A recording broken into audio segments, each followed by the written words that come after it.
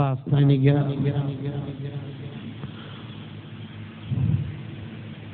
പ്രവർത്തനങ്ങൾ പരിശോധിച്ചാൽ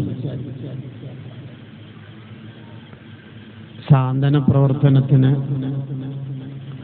കൂടുതൽ പ്രാധാന്യം നൽകി പദ്ധതികൾ ആവിഷ്കരിക്കുകയും പാവപ്പെട്ടവരെ ചേർത്ത് നിർത്തി ഇസ്ലാമിന്റെ സൗന്ദര്യപൂർണമായ കാര്യങ്ങളെല്ലാം നമ്മെ പഠിപ്പിക്കുകയും ചെയ്യുന്നു SYS.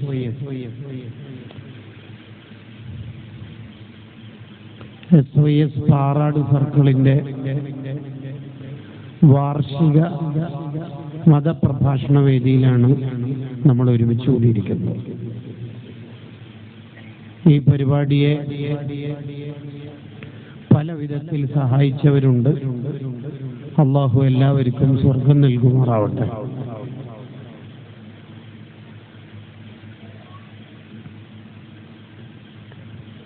നാം അള്ളാഹുവിന്റെ അടിമകളാണ്. ഒരാൾക്ക് ഈ ഭൂലോകത്ത് കിട്ടുന്ന ഏറ്റവും നല്ല വിശേഷണമാണ് അബ്ദുല്ലാ എന്ന വിശേഷണം, അള്ളാഹുവിന്റെ അടിമ എന്ന വിശേഷണം. അത് നമുക്ക് ബോധ്യം ഉണ്ടാവണം. സംസാരത്തിലും ഇടപഴക്കത്തിലും പെരുമാറ്റത്തിലുമെല്ലാം ഞാനൊരു രാജാവിന്റെ അടിമയാണ് എന്ന ബോധം നമുക്കെപ്പോഴും ഉണ്ടാവണം. തവാളുള്ള താഴ്മ ഉള്ളവർക്ക് മാത്രമേ ആ ബോധ്യം ഉണ്ടാവുകയുള്ളൂ. കിബർ ഉള്ളവർക്ക് അബ്ദുള്ളയാണെന്നുള്ള ബോധം നഷ്ടപ്പെടും. പുതിയ കാലം നമുക്കറിയാം, എനിക്ക് നിങ്ങളെക്കാൾ പ്രത്യേകതയുണ്ടെന്ന് തോന്നിപ്പിക്കാൻ എന്തെല്ലാം വിശേഷണങ്ങൾ പറയാൻ പറ്റുമോ അതൊക്കെ നമ്മൾ പറയും.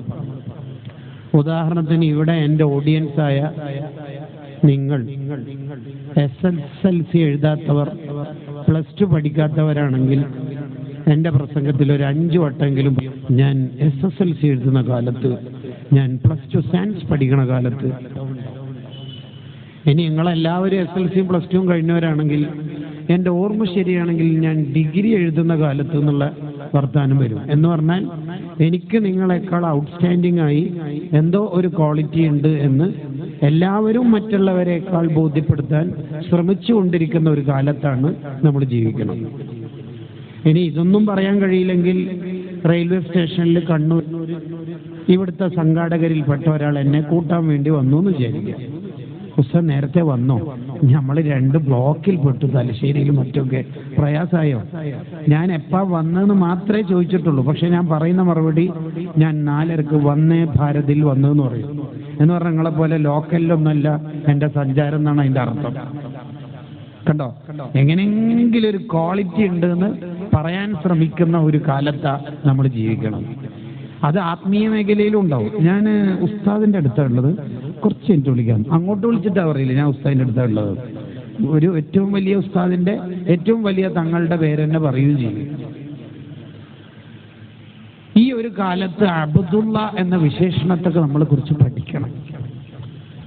ഞാൻ അള്ളാഹുവിന്റെ അടിമയാണ്. ലോകത്തെ എല്ലാ നല്ല ഗുണങ്ങളും ഉള്ള ആളാണ് മുത്തുനബി സല്ലല്ലാഹു അലൈഹി വസല്ലം. നമ്മൾ പരമാവധി ബാക്കിയുള്ളവരെക്കാൾ വ്യത്യസ്തനാണ് എന്ന് പറയാൻ ശ്രമിക്കുന്ന ഒരു കാലത്തെയാണ് നമ്മൾ നേരത്തെ ഡിഫൈൻ ചെയ്തത്. ജസ്റ്റ് ഒരു 2-3 കുട്ടികളെ ഒന്നിച്ചിരുത്തിയിട്ട് എന്താ പഠിക്കുന്ന വെച്ചാൽ ഓരോരുത്തരും പറയും മറ്റുള്ളവരെക്കാൾ വ്യത്യസ്തമായത്. ഡിഗ്രി കഴിഞ്ഞിട്ടുണ്ട്, ഹാർവാർഡ് യൂണിവേഴ്സിറ്റി 2 പേപ്പർ പ്രസന്റ് ചെയ്തിട്ടുണ്ട്, PhD ചെയ്യണമെന്നുണ്ട്, ഒരു യൂണിവേഴ്സിറ്റിയിൽ അപേക്ഷ കൊടുത്തിട്ടുണ്ട്, ഇങ്ങനെ പറഞ്ഞുകൊണ്ടിരിക്കുന്നു. കേട്ടോ, എന്നാൽ ലോകത്തെ എല്ലാ നല്ല ഗുണങ്ങളും 100% അള്ളാഹു നൽകിയ ആളാണ് സയ്യിദുനാ റസൂലുള്ളാഹി സ്വല്ലല്ലാഹു അലൈഹി വസല്ലം. റസൂൽ എങ്ങനെയാ സംസാരിക്കല്? നബി തങ്ങൾ പറയും നോക്കണേ, ഞാനൊരു അടിമയാണ്. ആക്കുലു കമാ യക്കുലുൽ അബ്ദു, ഒരടിമ തിന്നുന്ന പോലെ ഞാൻ തിന്നോളാം. അജിലിസു കമാ യജിലിസുൽ അബ്ദു, ഒരടിമ ഇരിക്കുന്ന പോലെ ഞാൻ ഇരുന്നോളാം. രാജാവാകുന്ന നബിയാകുന്നോ ഒരടിമയാകുന്ന നബിയാകുന്നോ? ഏതാണ് തങ്ങൾക്ക് വേണ്ടത്? ഞാനൊരു അടിമയായ നബിയായിക്കോളാം. ഇന്ന് നമ്മൾ ഓതിയ സൂറത്തുൽ കഹ്ഫ്, ഖുൽ ഇന്നമാ അന ബശറും മിസ്ലുക്കും, ഖുൽ നബിയെ തങ്ങൾ പറയൂ, നിങ്ങളൊക്കെ മനുഷ്യന്മാരായതുപോലെ ഞാനൊരു മനുഷ്യനാണ്. ഉൾപ്പെടേണ്ട ഒരാശയം ഞാനൊരു അബ്ദുള്ളയാണ് എന്നുള്ളതാണ്. അതാണ് വേണ്ടത് യഥാർത്ഥത്തിൽ. പക്ഷെ നമുക്ക് പലപ്പോഴും നേരെ തിരിച്ച് സംഭവിച്ചു പോകുന്നുണ്ടോ എന്ന് നമ്മളോട് തന്നെ ഒന്ന് ചോദിച്ചു നോക്കണം. എനിക്ക് തിരിച്ച് സംഭവിച്ചു പോകുന്നുണ്ടോ? അവിടെയാണ് മഹാനായ സയ്യിദുന അഹ്മദുൽ കബീർ റിഫാഇ റളിയല്ലാഹു അൻഹുവിനെ നമ്മൾ വായിക്കേണ്ടത്. ഔലിയാക്കളുടെ ലോകത്ത് നബി സല്ലല്ലാഹു അലൈഹി വസല്ലം തങ്ങളുടെ സ്വഭാവത്തെയും തിരുസുന്നത്തുകളെയും ജീവിതത്തിൽ 100% ജീവിതത്തിൽ കൊണ്ടുവരാൻ ശ്രമിച്ച് സുന്നത്ത് ജീവിപ്പിച്ച ആളാണ് അഹ്മദുൽ കബീർ റിഫാഇ റളിയല്ലാഹു അൻഹു. മഹാനായ റിഫായി ശൈഖ് റളിയല്ലാഹു അൻഹു പറയുന്നുണ്ട്, ഒരാൾ നന്നാവാൻ, വിജയിക്കാൻ ഏറ്റവും നല്ല മാർഗം എന്താണ്? അയാൾ ആദ്യം ചെയ്യേണ്ടത് നബി സല്ലല്ലാഹു അലൈഹി വസല്ലം തങ്ങൾ എങ്ങനെയാണ് ആൾക്കാരോട് പെരുമാറിയത് എന്ന് പഠിക്കണം. തങ്ങളുടെ വാക്കും തങ്ങളുടെ ഇടപെടലും ഇതെല്ലാം പഠിച്ചിട്ട് അതനുസരിച്ച് നിന്റെ ജീവിതത്തെ എഡിറ്റ് ചെയ്യണം, ഷേപ്പ് ചെയ്യണം. എന്നാൽ നിനക്ക് രക്ഷപ്പെടാൻ കഴിയും.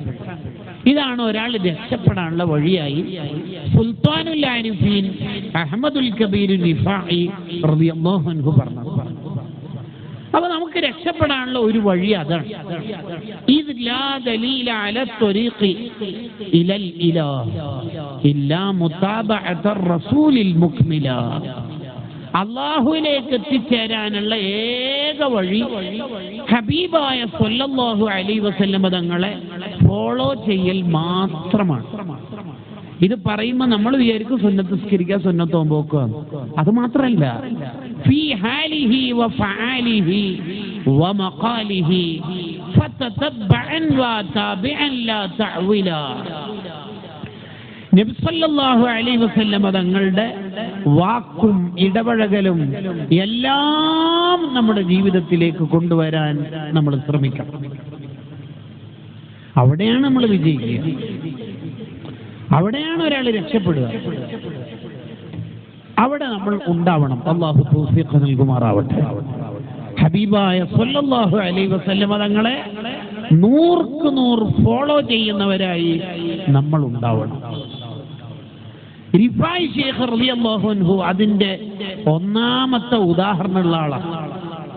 റിഫായി ശൈഖിന്റെ 10-20 പ്രത്യേകതകൾ ഇവിടെ പറയണം എന്നാണ് കരുതുന്നത്. നമ്മളെല്ലാം അത് ഹദീസുകളിൽ പഠിച്ചവരാണ്. റിഫായി ശൈഖ് പഠിക്കുക മാത്രമല്ല, അത് ജീവിതത്തിന്റെ ഒരു ഭാഗമാക്കി മാറ്റിയവരാണ്. അങ്ങനെയാണ് ഒരു റിഫായി അനുസ്മരണം കഴിഞ്ഞ് നമ്മൾ പിരിഞ്ഞു പോകുമ്പോൾ ചില തീരുമാനങ്ങൾ എടുത്തു പോകേണ്ടത്. ഇൻഷാ അല്ലാഹ് ഞാനും അങ്ങനെ ആവും. പുതിയ കാലം എന്ന് പറഞ്ഞാൽ ഫീഡ്ബാക്കുകളുടെയും പ്രസംഗം എങ്ങനെയുണ്ട്, പൊളിച്ചിട്ടില്ലേ എന്നുള്ളിടത്തോളാണ് പുതിയ കാലം. കമന്റ് ബോക്സുകളുടെയും ഒരു കാലത്തെ ഒരാത്മീയ പരിപാടിയെ നമ്മൾ വായിക്കേണ്ടത് ഈ സദസ്സിൽ വരുന്നതിന് മുമ്പും ശേഷവും എൻ്റെ ഹൃദയത്തിന് എന്ത് മാറ്റം ഉണ്ടായി.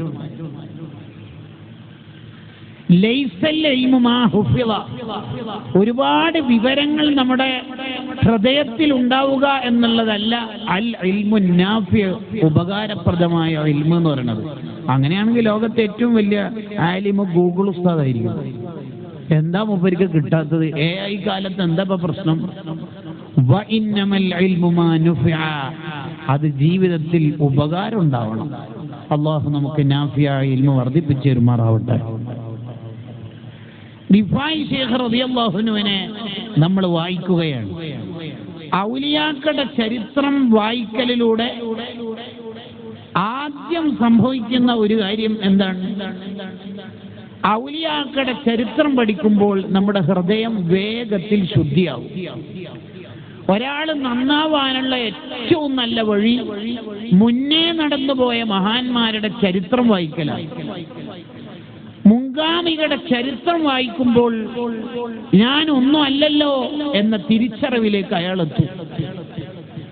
ഉദാഹരണത്തിന് എല്ലാ ദിവസവും ഒരു ഖത്ം ഓതി തീർക്കുന്ന മഹാനാണ് ഇമാം ഷാഫിഈ റളിയല്ലാഹു അൻഹു എന്ന് നമ്മൾ വായിക്കുമ്പോൾ തബാറക്ക് ഓതാൻ പോലും എനിക്ക് നേരം കിട്ടണില്ലല്ലോ. 86,400 സെക്കൻഡുകളായ 24 മണിക്കൂറിനെ ഇൻസ്റ്റയിലും റീൽസിലുമായി എൻ്റെ കാലം തീർക്കുകയാണല്ലോ എന്ന് തിരിച്ചറിയും.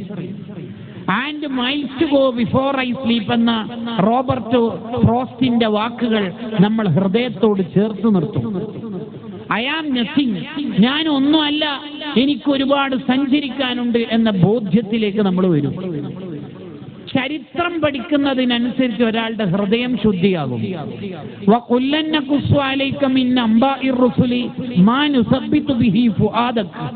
കൽബിന് സ്ഥിരത കിട്ടാനും നന്നാവാനുമുള്ള ഏറ്റവും നല്ല ഒരു മാർഗമാണ് ചരിത്രം പഠിക്കുക എന്ന് പറയുന്നത്.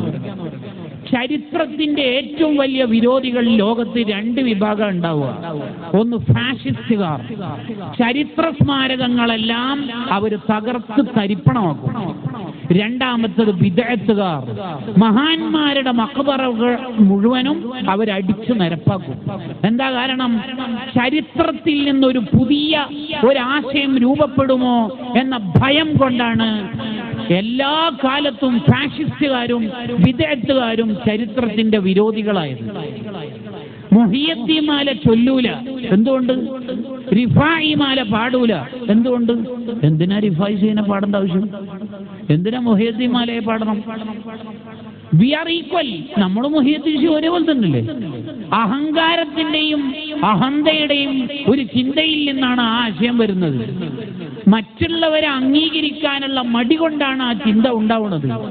ചരിത്രം പഠിക്കുന്ന ഒരു വിദ്യാർത്ഥിക്ക്, ഒരു മുഅ്മിനിന് ഒരിക്കലും കിബർ വരൂല. നിങ്ങൾ ആലോചിച്ച് നോക്കൂ, ഒരാൾക്ക് തോന്നുകയാണ് റമളാനിൽ 30 ദിവസം തറാവീഹ് നിസ്കരിച്ചു, എല്ലാ ദിവസവും 20 റക്അത്ത് തറാവീഹ്, അപ്പോൾ 30 ദിവസത്തെ തറാവീഹ് 600 റക്അത്ത്. യാ റബ്ബ്, എത്രയാ എൻ്റെ നന്മയുടെ തട്ടിൽ എന്ന് വിചാരിക്കുമ്പോഴാണ് ഇഹ്യാ ഉലൂമുദ്ദീനിൽ മഹാനായ കഹ്മസ് ഇബ്നു അൽ ഹസൻ അത്തൈമി റഹ്മത്തുള്ളാഹിയുടെ ചരിത്രം വായിക്കുന്നത്. ഡെയിലി 500ഉം 600ഒക്കെ നിസ്കരിക്കുന്നത്. അപ്പോൾ നമുക്ക് എന്തെങ്കിലും ഞാനെന്ന ചിന്ത വന്നിട്ടുണ്ടെങ്കിൽ അവിടെ ഒലിച്ചു പോകും. കണ്ടോ? ഇതാണ് ചരിത്ര പഠനത്തിന്റെ ഒരു പ്രത്യേകത. ചരിത്രം പഠിക്കുന്നതിനനുസരിച്ച് നമ്മുടെ ഖൽബ് നന്നാവും, ഹൃദയം ശുദ്ധിയാകും. ഇല്ലാത്തപ്പോഴാണ് നേരെ ഒരു ഭൗതിക ചിന്തയിൽ നിന്ന് വേറൊരാളെ അംഗീകരിക്കാത്ത ഒരു ലോകത്തേക്ക് നമ്മൾ എത്തിപ്പെടുന്നത്. നിങ്ങൾ നോക്കൂ, നമ്മുടെ നാട്ടിലെ ബിദ്അത്തുകാർക്ക് പ്രധാനമായും 3 പ്രശ്നങ്ങൾ ഉണ്ടാവും. ഒന്ന്, അവരെപ്പോഴും നബി വിരോധികളായിരിക്കും. ഡയറക്റ്റ് അങ്ങനെ പറയുമ്പോൾ നമ്മളോ നബി വിരോധികളോ? ഇപ്പൊ അടുത്ത് നമ്മൾ ക്യാമ്പയിൻ നടത്തിയല്ലോ, മുഹമ്മദ് നബി എന്നാണല്ലോ നമ്മുടെ ക്യാമ്പയിന്റെ ക്യാപ്ഷൻ. യെസ്, ശരി. നിങ്ങൾ നോക്കൂ, നമ്മുടെ നാട്ടിലെ ബിദ്അത്തുകാരെ എപ്പോഴും റസൂലുള്ളാഹിന്റെ ആന്റി ആയിട്ടാണ് ഉണ്ടാവുക. നോക്കണേ, നബി തങ്ങളുടെ ഉപ്പയുമ്മയും നരകത്തിൽ, നബി തങ്ങളുടെ ഉപ്പയുമ്മയും കാഫിരീങ്ങൾ, നബി സല്ലല്ലാഹു അലൈഹി വസല്ലം തങ്ങൾ ഡെയിലി 100 തെറ്റ് ചെയ്യുന്ന ആള്, നബി തങ്ങൾ സാധാരണ മനുഷ്യൻ, നബി സല്ലല്ലാഹു അലൈഹി വസല്ലം തങ്ങളുടെ ജന്മദിനം ആഘോഷിക്കാൻ പാടില്ല, അവിടുത്തെ പ്രത്യേകതകൾ പറയുന്ന മാല, മൗലിദുകൾ, ഖസീദത്തുൽ ബുർദ പോലുള്ള ഖസീദകൾ പാടാൻ പാടില്ല, ഘോഷയാത്ര നടത്താൻ പാടില്ല, മധുര വിതരണം ഒരിക്കലും പറ്റൂല, അവിടുത്തെ കുടുംബ അംഗങ്ങളായ സാദാത്തുക്കൾ, തങ്ങന്മാർ, അവർക്ക് പ്രത്യേകിച്ച് പ്രത്യേകതയൊന്നുമില്ല, അവിടുത്തെ ഖബർ സിയാറത്ത് പാടില്ലാത്തതാണ്, അവിടുത്തെ വിളിച്ച് സഹായം ചോദിക്കൽ ചെയ്യാൻ പാടില്ലാത്തതാണ്. എല്ലാ വിഷയത്തിലും റസൂലുള്ളാഹിന്റെ എതിരെ അവരുണ്ടാവും. സെക്കൻഡ് വൺ, ഭൂരിപക്ഷം മുഅ്മിനീങ്ങൾക്കെതിരായിട്ടേ അവർ വാദിക്കുള്ളൂ. ലോകത്തെ 90% മുഅ്മിനീങ്ങളും ഹനഫി, ഷാഫിഈ, ഹംബലി, മാലിക്കി ഈ നാലാൽ ഒരു മദ്ഹബിലെ അനുയായികളായിരിക്കും. ഇവരതല്ല. അത് നമ്മുടെ നാട്ടിൽ തന്നെ മനസ്സിലാവും. ഇവിടെ ഒരു രാവിലെ നിക്കാഹ് നടക്കുന്നു, 300 പേര് പങ്കെടുത്ത നിക്കാഹാണ് എന്ന് കരുതുക. 300 പേര് പങ്കെടുക്കുന്ന നിക്കാഹ്. പുതിയ ആപ്പിള ചെക്കന് കൂടിയാൽ 301. നിക്കാഹ് കഴിഞ്ഞതിന് ശേഷം തങ്ങൾ ദ്വാരക്കുന്നു, മുദരിസായ തങ്ങൾ ഉസ്താദ് ദ്വാരക്കുന്നു. എന്താ ദ്വാരക്കണത്? അല്ലാഹുമ്മ അലിഫ് ബൈന ഹാദാ വബൈന മൻകൂഹതിഹി, ഇവന്റെയും ഇവന്റെ വൈഫിന്റെയും ഇടയിൽ നീ ഇണ ചേർത്ത്, കമാ അല്ലഫ്ത ബൈന നബിയിനാ സല്ലല്ലാഹു അലൈഹി വസല്ലം വഅസ്വാജിഹി ത്വാഹിറാത്തി ഉമ്മഹാത്തുൽ മുഅ്മിനീൻ, തങ്ങളെയും ഉമ്മഹാത്തുൽ മുഅ്മിനീനെയും സ്നേഹമസ്രണമായ ലോകത്തേക്ക് എത്തിച്ച റബ്ബേ, ഈ ദമ്പതിമാരെയും നീ സ്നേഹലോകത്തേക്ക് എത്തിക്കണേ എന്നുള്ള ദുആ. ശിഥിലമാകുന്ന ദാമ്പത്യമന്തെന്ന് പ്രഭാഷണത്തിന്റെ വിഷയങ്ങൾ ഇട്ട് വരുന്ന കാലത്ത് ഈ ദാമ്പത്യ ബന്ധത്തിൽ ഒരു ഉലക്കവും തട്ടാതെ ഏറ്റവും മനോഹരമായ ഫാമിലി ലൈഫ് കൊടുക്കണേന്നാണ് ദുആന്റെ താല്പര്യം. 300 ആളും ആമീൻ പറയുമ്പോഴും ഇവൻ ആമീൻ പറയൂല. ഇവൻ കൈ താഴ്ത്തിയിട്ട് ഫ്രീ കിക്കിന് ഡിഫൻസ് നിൽക്കുന്ന മുതൽ ഇങ്ങനെ നിൽക്കും. ഇവൻ ആമീൻ പറയൂല. ഇനി അടുത്ത ദുആ, ബാറക്കല്ലാഹു ലക്കുമാ വബാറക അലൈക്കുമാ വജമഅല്ലാഹു ബൈനക്കുമാ ഫീ ഖൈരിൻ വലുതുഫിൻ വഅഫിയ, ഈ ദാമ്പത്യ ജീവിതത്തിൽ നീ വലിയ ബർക്കത്ത് നൽകണേ. ഇവൻ ആമീൻ പറയോ? 300 ആളും ഇച്ചങ്ങായിക്കാ ദ്വാരക്കുന്നത്, പക്ഷെ ഇവൻ ആമീൻ പറയൂല. അടുത്ത ദുആ, അല്ലാഹുമ്മ ഖുർജ് മിൻഹുമാ ദുർരിയത്തുൻ ത്വയ്യിബതൻ നാഫിഅതൻ ലിൽ ഇസ്ലാമി വൽ മുസ്ലിമീൻ, ഈ ദീനിന്, ഈ സമൂഹത്തിന്, ഈ നാടിന് ഉപകാരപ്രദമായ സാലിഹായ സന്താനങ്ങളെ ഈ ദമ്പതിമാർക്ക് നൽകണേ. ഇവനിക്കാ ദ്വാരക്കണത്, ഇവൻ ആമീൻ പറയില്ല.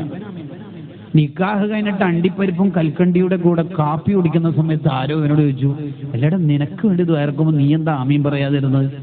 ഞാൻ വേറെ തന്നെ ഒരു പ്രത്യാശാസ്ത്രത്തിന്റെ ആളാണ്, എനിക്ക് വേണ്ടി നിങ്ങൾ ആരും ദ്വാ ചെയ്യേണ്ടതില്ല, ഞാൻ ഡയറക്റ്റ് അല്ലാഹുമായി സംവദിച്ചോളാം. ഇവൻ എന്താ വിളിക്കേണ്ടതെന്ന് നിങ്ങളാണ് തീരുമാനിക്കേണ്ടത്. 2, ബഹുഭൂരിപക്ഷ മുസ്ലിമീങ്ങളോട് എതിരായിരിക്കും ഇവർ. 3, കമ്മിറ്റ്മെന്റ് ഇല്ലാത്ത ഒരു ജനതയെ സൃഷ്ടിച്ചെടുക്കുന്നതാണ് വഹാബിസം എന്ന് പറഞ്ഞാൽ. ഒരാളോട് കടപ്പാടുണ്ടാവില്ല. ഉദാഹരണം, ആക്സിഡന്റിൽ ഉപ്പയും ഉമ്മയും മരിച്ചു എന്ന് വിചാരിക്കുക. പോസ്റ്റ്മോർട്ടം ഒക്കെ കഴിഞ്ഞ് നാട്ടിലെത്തി. ഉടനെ ആ വഹാബിയായ മോൻ അർജന്റ് ഫ്ലൈറ്റ് ടിക്കറ്റ് എടുത്തിട്ട് ഖത്തറിൽ നിന്നോ എനിവേർ ഇവിടേക്ക് അർജന്റ് നാട്ടിലെത്തി വിത്ത് ഫാമിലി. അയാളും അയാളുടെ ഭാര്യയും മക്കളൊക്കെ ഉണ്ട്. പോസ്റ്റ്മോർട്ടം ചെയ്ത ഈ മയ്യത്തിനെ കണ്ടപ്പോൾ അവർ കരഞ്ഞുപോയി. അപ്പോഴാണ് മക്കൾ, ഇയാളുടെ മക്കൾ അഥവാ ഈ ഉപ്പാപ്പയുടെ പേരക്കുട്ടികൾ കരയാണ്. 8ാം ക്ലാസ്സിലും 4ാം ക്ലാസ്സിലൊക്കെ പഠിക്കുന്ന ഫാത്തിമ മോളും അല്ലെങ്കിൽ അബ്ദുള്ള എന്ന മോനൊക്കെ ഇങ്ങനെ കരയാണ്. ഇന്നലെ വരെ, മിനിനാന്ന് വരെ വീഡിയോ കോൾ ചെയ്തിട്ട് ഉപ്പാപ്പക്ക് മോൻ എന്താ കൊണ്ടുവരിക, മോളെന്താ കൊണ്ടുവരാന്നൊക്കെ ചോദിച്ചു. ഉപ്പാപ്പല്ലേ, ഈ ഉപ്പാപ്പല്ലേ ഇപ്പൊ മരിച്ചു കിടക്കണത്, ഉപ്പാപ്പ എന്ന് വിളിച്ചിട്ട് ഇങ്ങനെ കരഞ്ഞോണ്ടിരിക്കുമ്പോ ആ നിഷ്കളങ്കമായ മനസ്സെന്ന് ഈ കുട്ടി ദ്വാരക്കാണ്, എന്റെ ഉപ്പാപ്പക്ക് നീ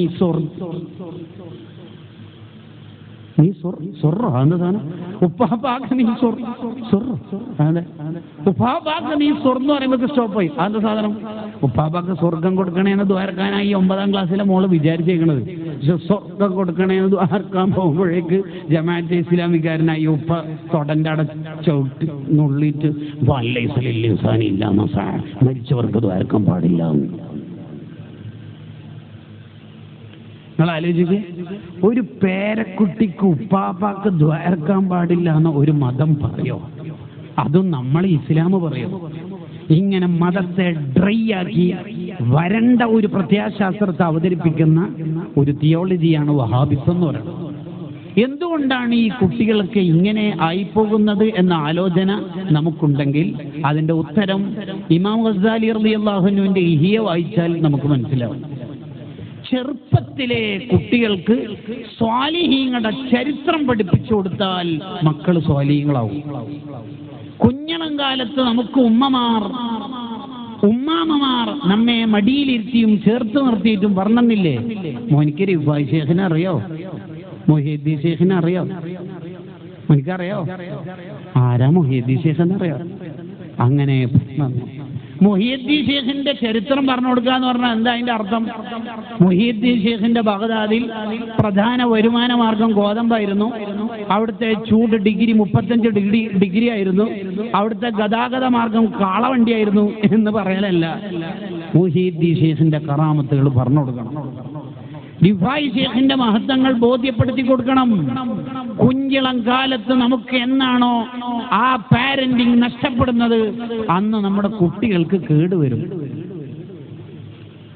അവര് പ്രതിരോധിക്കാനുള്ള ഒരു ലോകത്തേക്ക് അവരെത്തൂല. ഏതെങ്കിലും യുക്തിവാദിയുടെ പ്രഭാഷണം കേൾക്കുമ്പോൾ അവർക്ക് മനസ്സിളകിപ്പോയി, അവരുടെ മതം ഉപേക്ഷിച്ചുപോയി, അവർക്ക് അങ്ങനെ ഒരു യുക്തിവാദിയാവാൻ തോന്നുന്നത്, ലിബറൽ ചിന്താഗതിയിലേക്ക് എത്തിക്കുന്നത് പ്രതിരോധിക്കാൻ ചരിത്രങ്ങളോ വിവരങ്ങളോ ഇല്ലാത്തതുകൊണ്ടാണ്. ആകയാൽ ആമുഖത്തിലെ ഓർമ്മപ്പെടുത്തുന്നു, മക്കൾക്ക് സ്വാലിഹീങ്ങളുടെ ചരിത്രങ്ങൾ പഠിപ്പിച്ചു കൊടുക്കണം. ഉപ്പമാർക്ക് പൊതുവെ അത് സമയം കിട്ടിക്കൊള്ളണമെന്നില്ല. ഉപ്പാനോട് മക്കള് ഉപ്പ കഥ പറഞ്ഞുതരോന്ന് വെച്ചാൽ ചിലപ്പോൾ എൻ്റെ കഥ കഴിയാൻ സാധ്യതയുണ്ട്. ഏറ്റവും നല്ലത് ഉമ്മമാർ അത് ഏറ്റെടുക്കുന്നതാണ്. കുട്ടികൾ കഥ പറഞ്ഞു തരുമോ എന്ന് ചോദിക്കുമ്പോൾ അവരെ നിരാശരാക്കാനോ അതിനോട് വിഷമമുണ്ടാകുന്ന മറുപടിയോ പറയാൻ പാടില്ല. ഇനി എപ്പോൾ നോക്കിയാലും ഒരു കഥ എന്ന് പറയുന്നത് അവർക്ക് കഥയോട് താല്പര്യം ഉണ്ടാക്കുന്ന രീതിയിലുള്ള സംസാരമാണ് ഉണ്ടാവേണ്ടത്. അങ്ങനെ ഒരു പുണ്യവാളനായ മഹാന്റെ ചരിത്രം നമ്മളിവിടെ വായിക്കുകയാണ്. മഹാനായ സുൽത്താനുൽ ആരിഫീൻ അഹ്മദുൽ കബീർ റിഫാഇ ഖദ്ദസല്ലാഹു സിർറഹു. ഉമ്മു അബീദ എന്ന നാടാണ് റിഫായി ഷേഖിന്റെ നാട്. റിഫായി ഷേഖിന്റെ പ്രത്യേകതകളാണ് ഇനി വായിക്കാനിരിക്കുന്നത്. ഒന്ന്, ഈ വായനയെല്ലാം ഇവിടെ നടത്തുമ്പോൾ നമ്മളിലേക്കത് ഹൃദയത്തിലേക്ക് ഒരു സെൽഫി ക്ലിക്ക് ചെയ്തിട്ട് എനിക്ക് എത്രത്തോളം ഈ നന്മ ഉണ്ട് എന്നൊരു ആലോചന കൂടി ഉണ്ടാവുമ്പോഴാണ് ഈ സദസ്സ് സാർത്ഥകമാകുന്നത്. ഒന്നാമത്തത് എപ്പോഴും മൈൻഡ് സാറ്റിസ്ഫാക്ഷൻ ആയിരിക്കും റിഫായി ഷേഖിന്റെ. അത് കിട്ടിയില്ലല്ലോ ഇത് കിട്ടിയില്ലല്ലോ എന്ന അലച്ചയുടെ ചിന്ത നമുക്ക് ഉണ്ടാവാൻ പാടില്ല. മനുഷ്യന് പ്രായം കൂടുന്നതിനനുസരിച്ച് അലച്ച കൂടും. പ്രായം കൂടുന്നതിനനുസരിച്ച് മനുഷ്യന്മാർക്ക് സമ്പത്തിനോടും സ്ഥാനത്തോടും മോഹം ഉണ്ടാകും. കുറേ സമ്പത്ത് കിട്ടിയ ഒരു സെലിബ്രിറ്റിയാണ് എങ്കിൽ അയാൾക്ക് പിന്നെ MP യും MLA ആവാനുള്ള മോഹം ഉണ്ടാവുള്ളൂ. കാരണം സമ്പത്തിന് ഇനി എന്തപ്പോ കിട്ടേണ്ടത് കിട്ടിക്കഴിഞ്ഞല്ലേ. അതാണ് പ്രായം കൂടുന്നതിനനുസരിച്ച് മീറ്റിംഗിൽ എന്നെ വിളിച്ചില്ല, എന്നോട് അഭിപ്രായം പറഞ്ഞില്ല, പോസ്റ്ററിൽ എൻ്റെ പേര് കൊടുത്തില്ല എന്ന വിചാരം ഉണ്ടാവണം. യഥാർത്ഥത്തിൽ ഒരു ഹാജിഖാന്റെ പോസ്റ്റർ നോട്ടീസിൽ പേരായിട്ട് അയാളുടെ പേര് പോസ്റ്ററിൽ വന്നു എന്ന് വിചാരിക്കുക. അതുകൊണ്ട് ഇപ്പൊ എന്താ സംഭവിക്കില്ല? ആ തെങ്ങിനാണ് ആ പോസ്റ്റർ ഒട്ടിച്ചെങ്കിൽ, മഴക്കാലത്താണ് ആ പോസ്റ്റർ പതിച്ചെങ്കിൽ മഴ പെയ്തിട്ട് ആ പോസ്റ്റർ ഉതിർന്നു പോകും. വേനൽക്കാലത്താണെങ്കിൽ അതിലൂടെ വല്ല പശുവോ മറ്റോ പോകുമ്പോൾ ആ പശുവിന് അത് തിന്നണം തോന്നി അത് തിന്നിട്ട് പോകും. അതിനാണോ ഈ സമരം? എത്തൊരു വൃത്തികേട് എന്ന് പറയേണ്ടത്. എന്താ നമ്മളെ പേര് അതിൽ വരട്ടെ വരാതിരിക്കട്ടെ, ഇതാണോ ഒരു മുഅ്മിന് ചിന്തിക്കേണ്ടത്? സയ്യിദുന അബൂബക്കർ സിദ്ദീഖ് റളിയല്ലാഹു അൻഹുവിനോട് നബി സല്ലല്ലാഹു അലൈഹി വസല്ലം തങ്ങൾ പറഞ്ഞു, മാ നഫഅനി മാലു ഖത്തു മാ നഫഅനി മാലു അബൂബക്കർ. അബൂബക്കറിന്റെ സ്വത്ത് ഉപകാരപ്പെട്ട അത്രയും എനിക്ക് ഈ ദുനിയാവിൽ ദീനിന് വേണ്ടി ഒരാളുടെ സ്വത്ത് ഉപകാരപ്പെട്ടിട്ടില്ല എന്ന് പറഞ്ഞു. ഇത് കേട്ടപ്പോ സിദ്ദീഖ് റളിയല്ലാഹു ശരിക്കും നമ്മളാണെങ്കിൽ എന്താ ചെയ്യുക? ചിരിക്കും, സന്തോഷിക്കും. എന്നിട്ട് വേണമെങ്കിൽ ഉസ്താദി മേലെ കയറി കളിക്കും. ഉസ്താദ് ഇനിയും വേണമെങ്കിൽ ചോദിച്ചോളൂ കേട്ടോ, ഒരു കുഴപ്പമില്ല എന്ന് പറഞ്ഞാൽ ഞാൻ ഇവിടെ തന്നെ ഉണ്ട്. യഥാർത്ഥത്തിൽ സിദ്ദീഖ് റളിയല്ലാഹു അൻഹു ഇത് കേട്ട ഉടനെ ഒറ്റ കരച്ചിലാണ്. എന്താ അബൂബക്കറെ കരയണത്? മുത്തുനബി എന്തിനാണ് അബൂബക്കറിന്റെ സ്വത്ത് എന്ന് പറഞ്ഞത്? അത് വേണ്ടില്ല. അബൂബക്കറിന് അങ്ങനെ പ്രത്യേകിച്ച് സ്വത്തൊന്നും ഇല്ലല്ലോ. അബൂബക്കറിന്റെ സ്വത്തും അബൂബക്കർ തന്നെയും തങ്ങൾക്കുള്ളതല്ലേ, പിന്നെ എന്തിനാ അബൂബക്കറിന്റെ എന്ന് പറഞ്ഞത്? അത് വേണ്ട നബിയെ. ഇതാണ് ഒരു മുഅ്മിൻ എന്ന് പറഞ്ഞത്. കണ്ടോ? നമ്മളെ നാട്ടിൽ അബൂബക്കർ ഹാജിഖാന്റെ പേര് പറഞ്ഞില്ലെങ്കിൽ അടുത്ത കൊല്ലം കാശ് കിട്ടൂല, അത്ര തന്നെ. വേറെ എന്തെങ്കിലും സംഭവിക്കുക? നമ്മൾ സിദ്ദീഖങ്ങളുടെ ബന്ധമാണ് ഇനി നമ്മൾ ഒന്ന് ആലോചിക്കേണ്ടത്. റിഫായി ഷേഖിന്റെ ആലോചന നോക്കൂ. റിനൻ നഫ്സിന്റെ ആളാണ്. എപ്പോഴും മഹാനവറുകൾ എന്നെ ആരും അറിയണ്ട എന്ന് ചിന്തിക്കുന്ന ആളാണ്. എന്നെ ആരും അറിയില്ലെങ്കിൽ അതാണ് എനിക്ക് ഖൈർ എന്ന് റിഫായി മാലയിലുണ്ടല്ലോ. എന്നെ ആരും അറിയണ്ട എന്ന് ചിന്തിക്കുന്ന ആളാണ്. യഥാർത്ഥത്തിൽ നിങ്ങൾ റൂഹുൽ ബയാനിൽ ഒരു ചരിത്രമുണ്ട്. ഒരാളിങ്ങനെ സൂറത്തു ത്വാഹ പാരായണം ചെയ്ത് ഉറങ്ങിപ്പോയി. അന്ന് അദ്ദേഹം ഒരു സ്വപ്നം കാണുകയാണ്. ആ സ്വപ്നത്തിലുള്ളത് ഒരു ഏട് പിടിച്ചിട്ട് ഒരാളിങ്ങനെ നിൽക്കുകയാണ്. ആ ഏട് നോക്കിയപ്പോൾ ആ ഏടിൽ സൂറത്തു ത്വാഹ മുഴുവനും എഴുതി വെക്കപ്പെട്ടിട്ടുണ്ട്. അതിന്റെ ഓരോ അക്ഷരത്തിന്റെയും താഴെ 10 10 10 എന്ന് എഴുതിയിട്ടുണ്ട്. ഇയാൾ ചോദിച്ചു, നിങ്ങൾ ആരാ? ഞാൻ മലക്കാണ്. ഇതെന്താണ്? നിങ്ങൾ ഓതിയ സൂറത്തു ത്വാഹയാണ്. അതെന്താണ് 10 10 എന്ന് കാണുന്നത്? അത് ഓരോ അക്ഷരത്തിന് നിങ്ങൾക്ക് എഴുതപ്പെട്ട കൂലിയാണ്. അതെന്തേ 1 2 വരിയുടെ താഴെ ബ്ലാങ്ക് കാണുന്നത്? ഒന്നുമില്ലല്ലോ. അതെന്താ ഒന്നും കാണാത്തത്? മറുപടി, നിങ്ങൾ ഓതിക്കൊണ്ടിരിക്കുമ്പോൾ നിങ്ങളുടെ വീടിന്റെ പുറത്തൂടെ ഒരാൾ നടന്നു പോകുന്നതായി നിങ്ങളുടെ വെളിച്ചത്തിന്റെ നിഴലിൽ ജനലിലെ ആ സൈഡിലേക്ക് നോക്കിയപ്പോൾ കണ്ടു ഒരാൾ പോകുന്ന നിഴലിൽ. അപ്പൊ നിങ്ങൾ കുറച്ച് സൗണ്ട് കൂട്ടി ആ 2 വരി ക്യാൻസൽ ആയി. കണ്ടോ? ഒരു നൂലിന്റെ മേലെയാണ് ഇത് നിൽക്കുന്നത്. ഇത് രാഷ്ട്രീയ കളിയല്ല, ഇത് മതമാണ്. മതം എന്ന് പറഞ്ഞാൽ ഉഹ്റവിയായ കാര്യത്തിനാണ് കൂടുതൽ പ്രയോറിറ്റി കൊടുക്കുക. കൂട്ടുകാരെ, നമ്മൾ എല്ലാം ചെയ്യേണ്ടത് ലില്ലാഹി റബ്ബിൽ ആലമീൻ, അല്ലാഹുവിന് വേണ്ടിയാണ്, വേറൊരാൾക്കും വേണ്ടിയല്ല. ഒരാൾക്ക് ഇഖ്ലാസ് ഉണ്ടാവുക എന്ന് പറഞ്ഞാൽ എന്താണ് അതിനർത്ഥം? ഒരാൾക്ക് ഇഖ്ലാസ് ഉണ്ടാവുക എന്ന് പറഞ്ഞാൽ അതിന്റെ അർത്ഥം, ബിസ്മില്ലാഹിർ റഹ്മാനിർ റഹീം, എല്ലാവരും നല്ല സ്വതക്ക ചെയ്യണം, അല്ലാഹു നമുക്ക് ബർക്കത്ത് ചെയ്യട്ടെ. ഒരാൾക്ക് ഇഖ്ലാസ് ഉണ്ടാവുക എന്ന് പറഞ്ഞാൽ അതിനർത്ഥം അഖ്ലിസ് വലാ അല്ലാ തുരീദ ബിത്വഅത്തിൻ ഇല്ലാ തഖറബ മിൻ ഇലാഹിക ദിൽ കിലാ ലാ തഖ്സിദൻ മഅഹു ഇലാ അർദിദ് ദുനാ കസനാഇഹിം ഔ നഹ്വി ദാക തവസ്സുല. ആരുടെയെങ്കിലും പുകഴ്ത്തൽ കിട്ടാനോ പോസിറ്റീവ് സ്ട്രോക്ക് കിട്ടാനോ വെസ്റ്റേൺ സൈക്കോളജി കാലത്തെ വർത്തമാനങ്ങൾ കിട്ടാനോ അല്ല നമ്മളൊന്നും ചെയ്യേണ്ടത്. നമ്മൾ ചെയ്യേണ്ടത് ലില്ലാഹി റബ്ബിൽ ആലമീൻ, അല്ലാഹുവിന് വേണ്ടിയാണ്. അതിന് മഹാന്മാരെങ്ങനെ വിശദീകരിക്കുന്നറിയോ? ഒരാൾ മുഖ്ലിസ് ആണെങ്കിൽ അയാൾ മണലിലൂടെ നടക്കുന്നവനെ പോലെ ആയിരിക്കും. മണലിലൂടെ നടക്കുന്നവന്റെ ശബ്ദം ഉണ്ടാവില്ല, അടയാളങ്ങളെ ഉണ്ടാവുള്ളൂ, കാൽപ്പാടുകൾ. ജഗബകളൊന്നും ഉണ്ടാവില്ല. അയാൾ കുറെ സ്വതക്ക ചെയ്തിട്ടുണ്ടാവും. അയാൾ മരിച്ചപ്പോഴാണ് എല്ലാവരും അറിയണത്. ഇയാളാണ് ഈ സ്ഥാപനം എടുപ്പിച്ചത്, ഇയാളാണ് പള്ളിയിലേക്ക് കാർപ്പറ്റ് കൊടുത്തത്, ഇയാളാണ് വാട്ടർ കൂളർ സംവിധാനിച്ചത്, ഇയാളാണ് സാന്ത്വനം കേരളയ്ക്ക് വീൽ ചെയർ സ്പോൺസർ ചെയ്തത്. അത് എപ്പോഴാണ് അറിയണത്? ഇയാൾ മരിച്ചതിന് ശേഷം. അടയാളങ്ങളെ ഉണ്ടാവുള്ളൂ, എന്തുണ്ടാവില്ല. ക്യാഷൊക്കെ കൈമാറാം, സ്റ്റേജുമ്പോൾ തന്നെ ആവണം, ഫോട്ടോ ക്ലാരിറ്റിയിൽ കിട്ടുമല്ലോ. അങ്ങനെ ചിത്രങ്ങളൊന്നും ഉണ്ടാവില്ല. അയാളുടെ ജീവിതത്തിന്റെ ചിത്രങ്ങളല്ല, അയാൾ ചരിത്രത്തിന്റെ ഭാഗമാവും. അപ്പൊ ഒരാൾക്ക് ഇഖ്ലാസ് ഉണ്ടെങ്കിൽ മണലിലൂടെ നടന്നവനെ പോലെ ആവണം. ശബ്ദങ്ങളില്ലാതെ, ആഘോഷങ്ങളില്ലാതെ, അടയാളങ്ങൾ ബാക്കി വെച്ചിട്ട് നമ്മൾ പോകണം. അള്ളാഹു നമുക്ക് തൗഫീഖ് നൽകുമാറാവട്ടെ. കൂട്ടുകാരെ, ഒരു ചെറിയ വിചാരത്തിലായിരിക്കും നമ്മുടെ കർമ്മങ്ങളെല്ലാം പൊളിഞ്ഞു പോവുക. ഒരാൾ സജീവമായി സമരം ചെയ്തുകൊണ്ടിരിക്കുമ്പോൾ പടക്കളത്തിന്റെ പുറത്തുള്ള സ്വഹാബത്ത് ഈ സമരസേനാനിയെ കുറിച്ച് പുകഴ്ത്തിയിട്ട് പറഞ്ഞു, ഈസ് വെരി ഗ്രേറ്റ്, അയാൾ ഭയങ്കരനാണല്ലോ. നബി സല്ലല്ലാഹു അലൈഹി വസല്ലം പറഞ്ഞു, ഹുവ ഫിന്നാർ, അയാൾ നരകത്തിലാണ്. അപ്പൊ സ്വഹാബത്ത് അത്ഭുതപ്പെട്ടു. ഇത്ര സജീവമായി ഓടിച്ചാടി നടക്കുന്ന ഒരു വോളണ്ടിയർ എങ്ങനെയാ നരകത്തിലെത്തുന്നത്? കുറെ നേരം നിരീക്ഷിച്ചു. അപ്പോഴാണ് അയാൾക്ക് യുദ്ധത്തിൽ ഒരു മുറിവേറ്റത്. ആ മുറിവ് അയാൾക്ക് സഹിക്കാൻ പറ്റണില്ല. ഉടനെ അയാളുടെ വാള് കമഴ്ത്തി വെച്ച് അതിലേക്ക് ജമ്പ് ചെയ്ത് ആത്മഹത്യ ചെയ്തു. കണ്ടോ?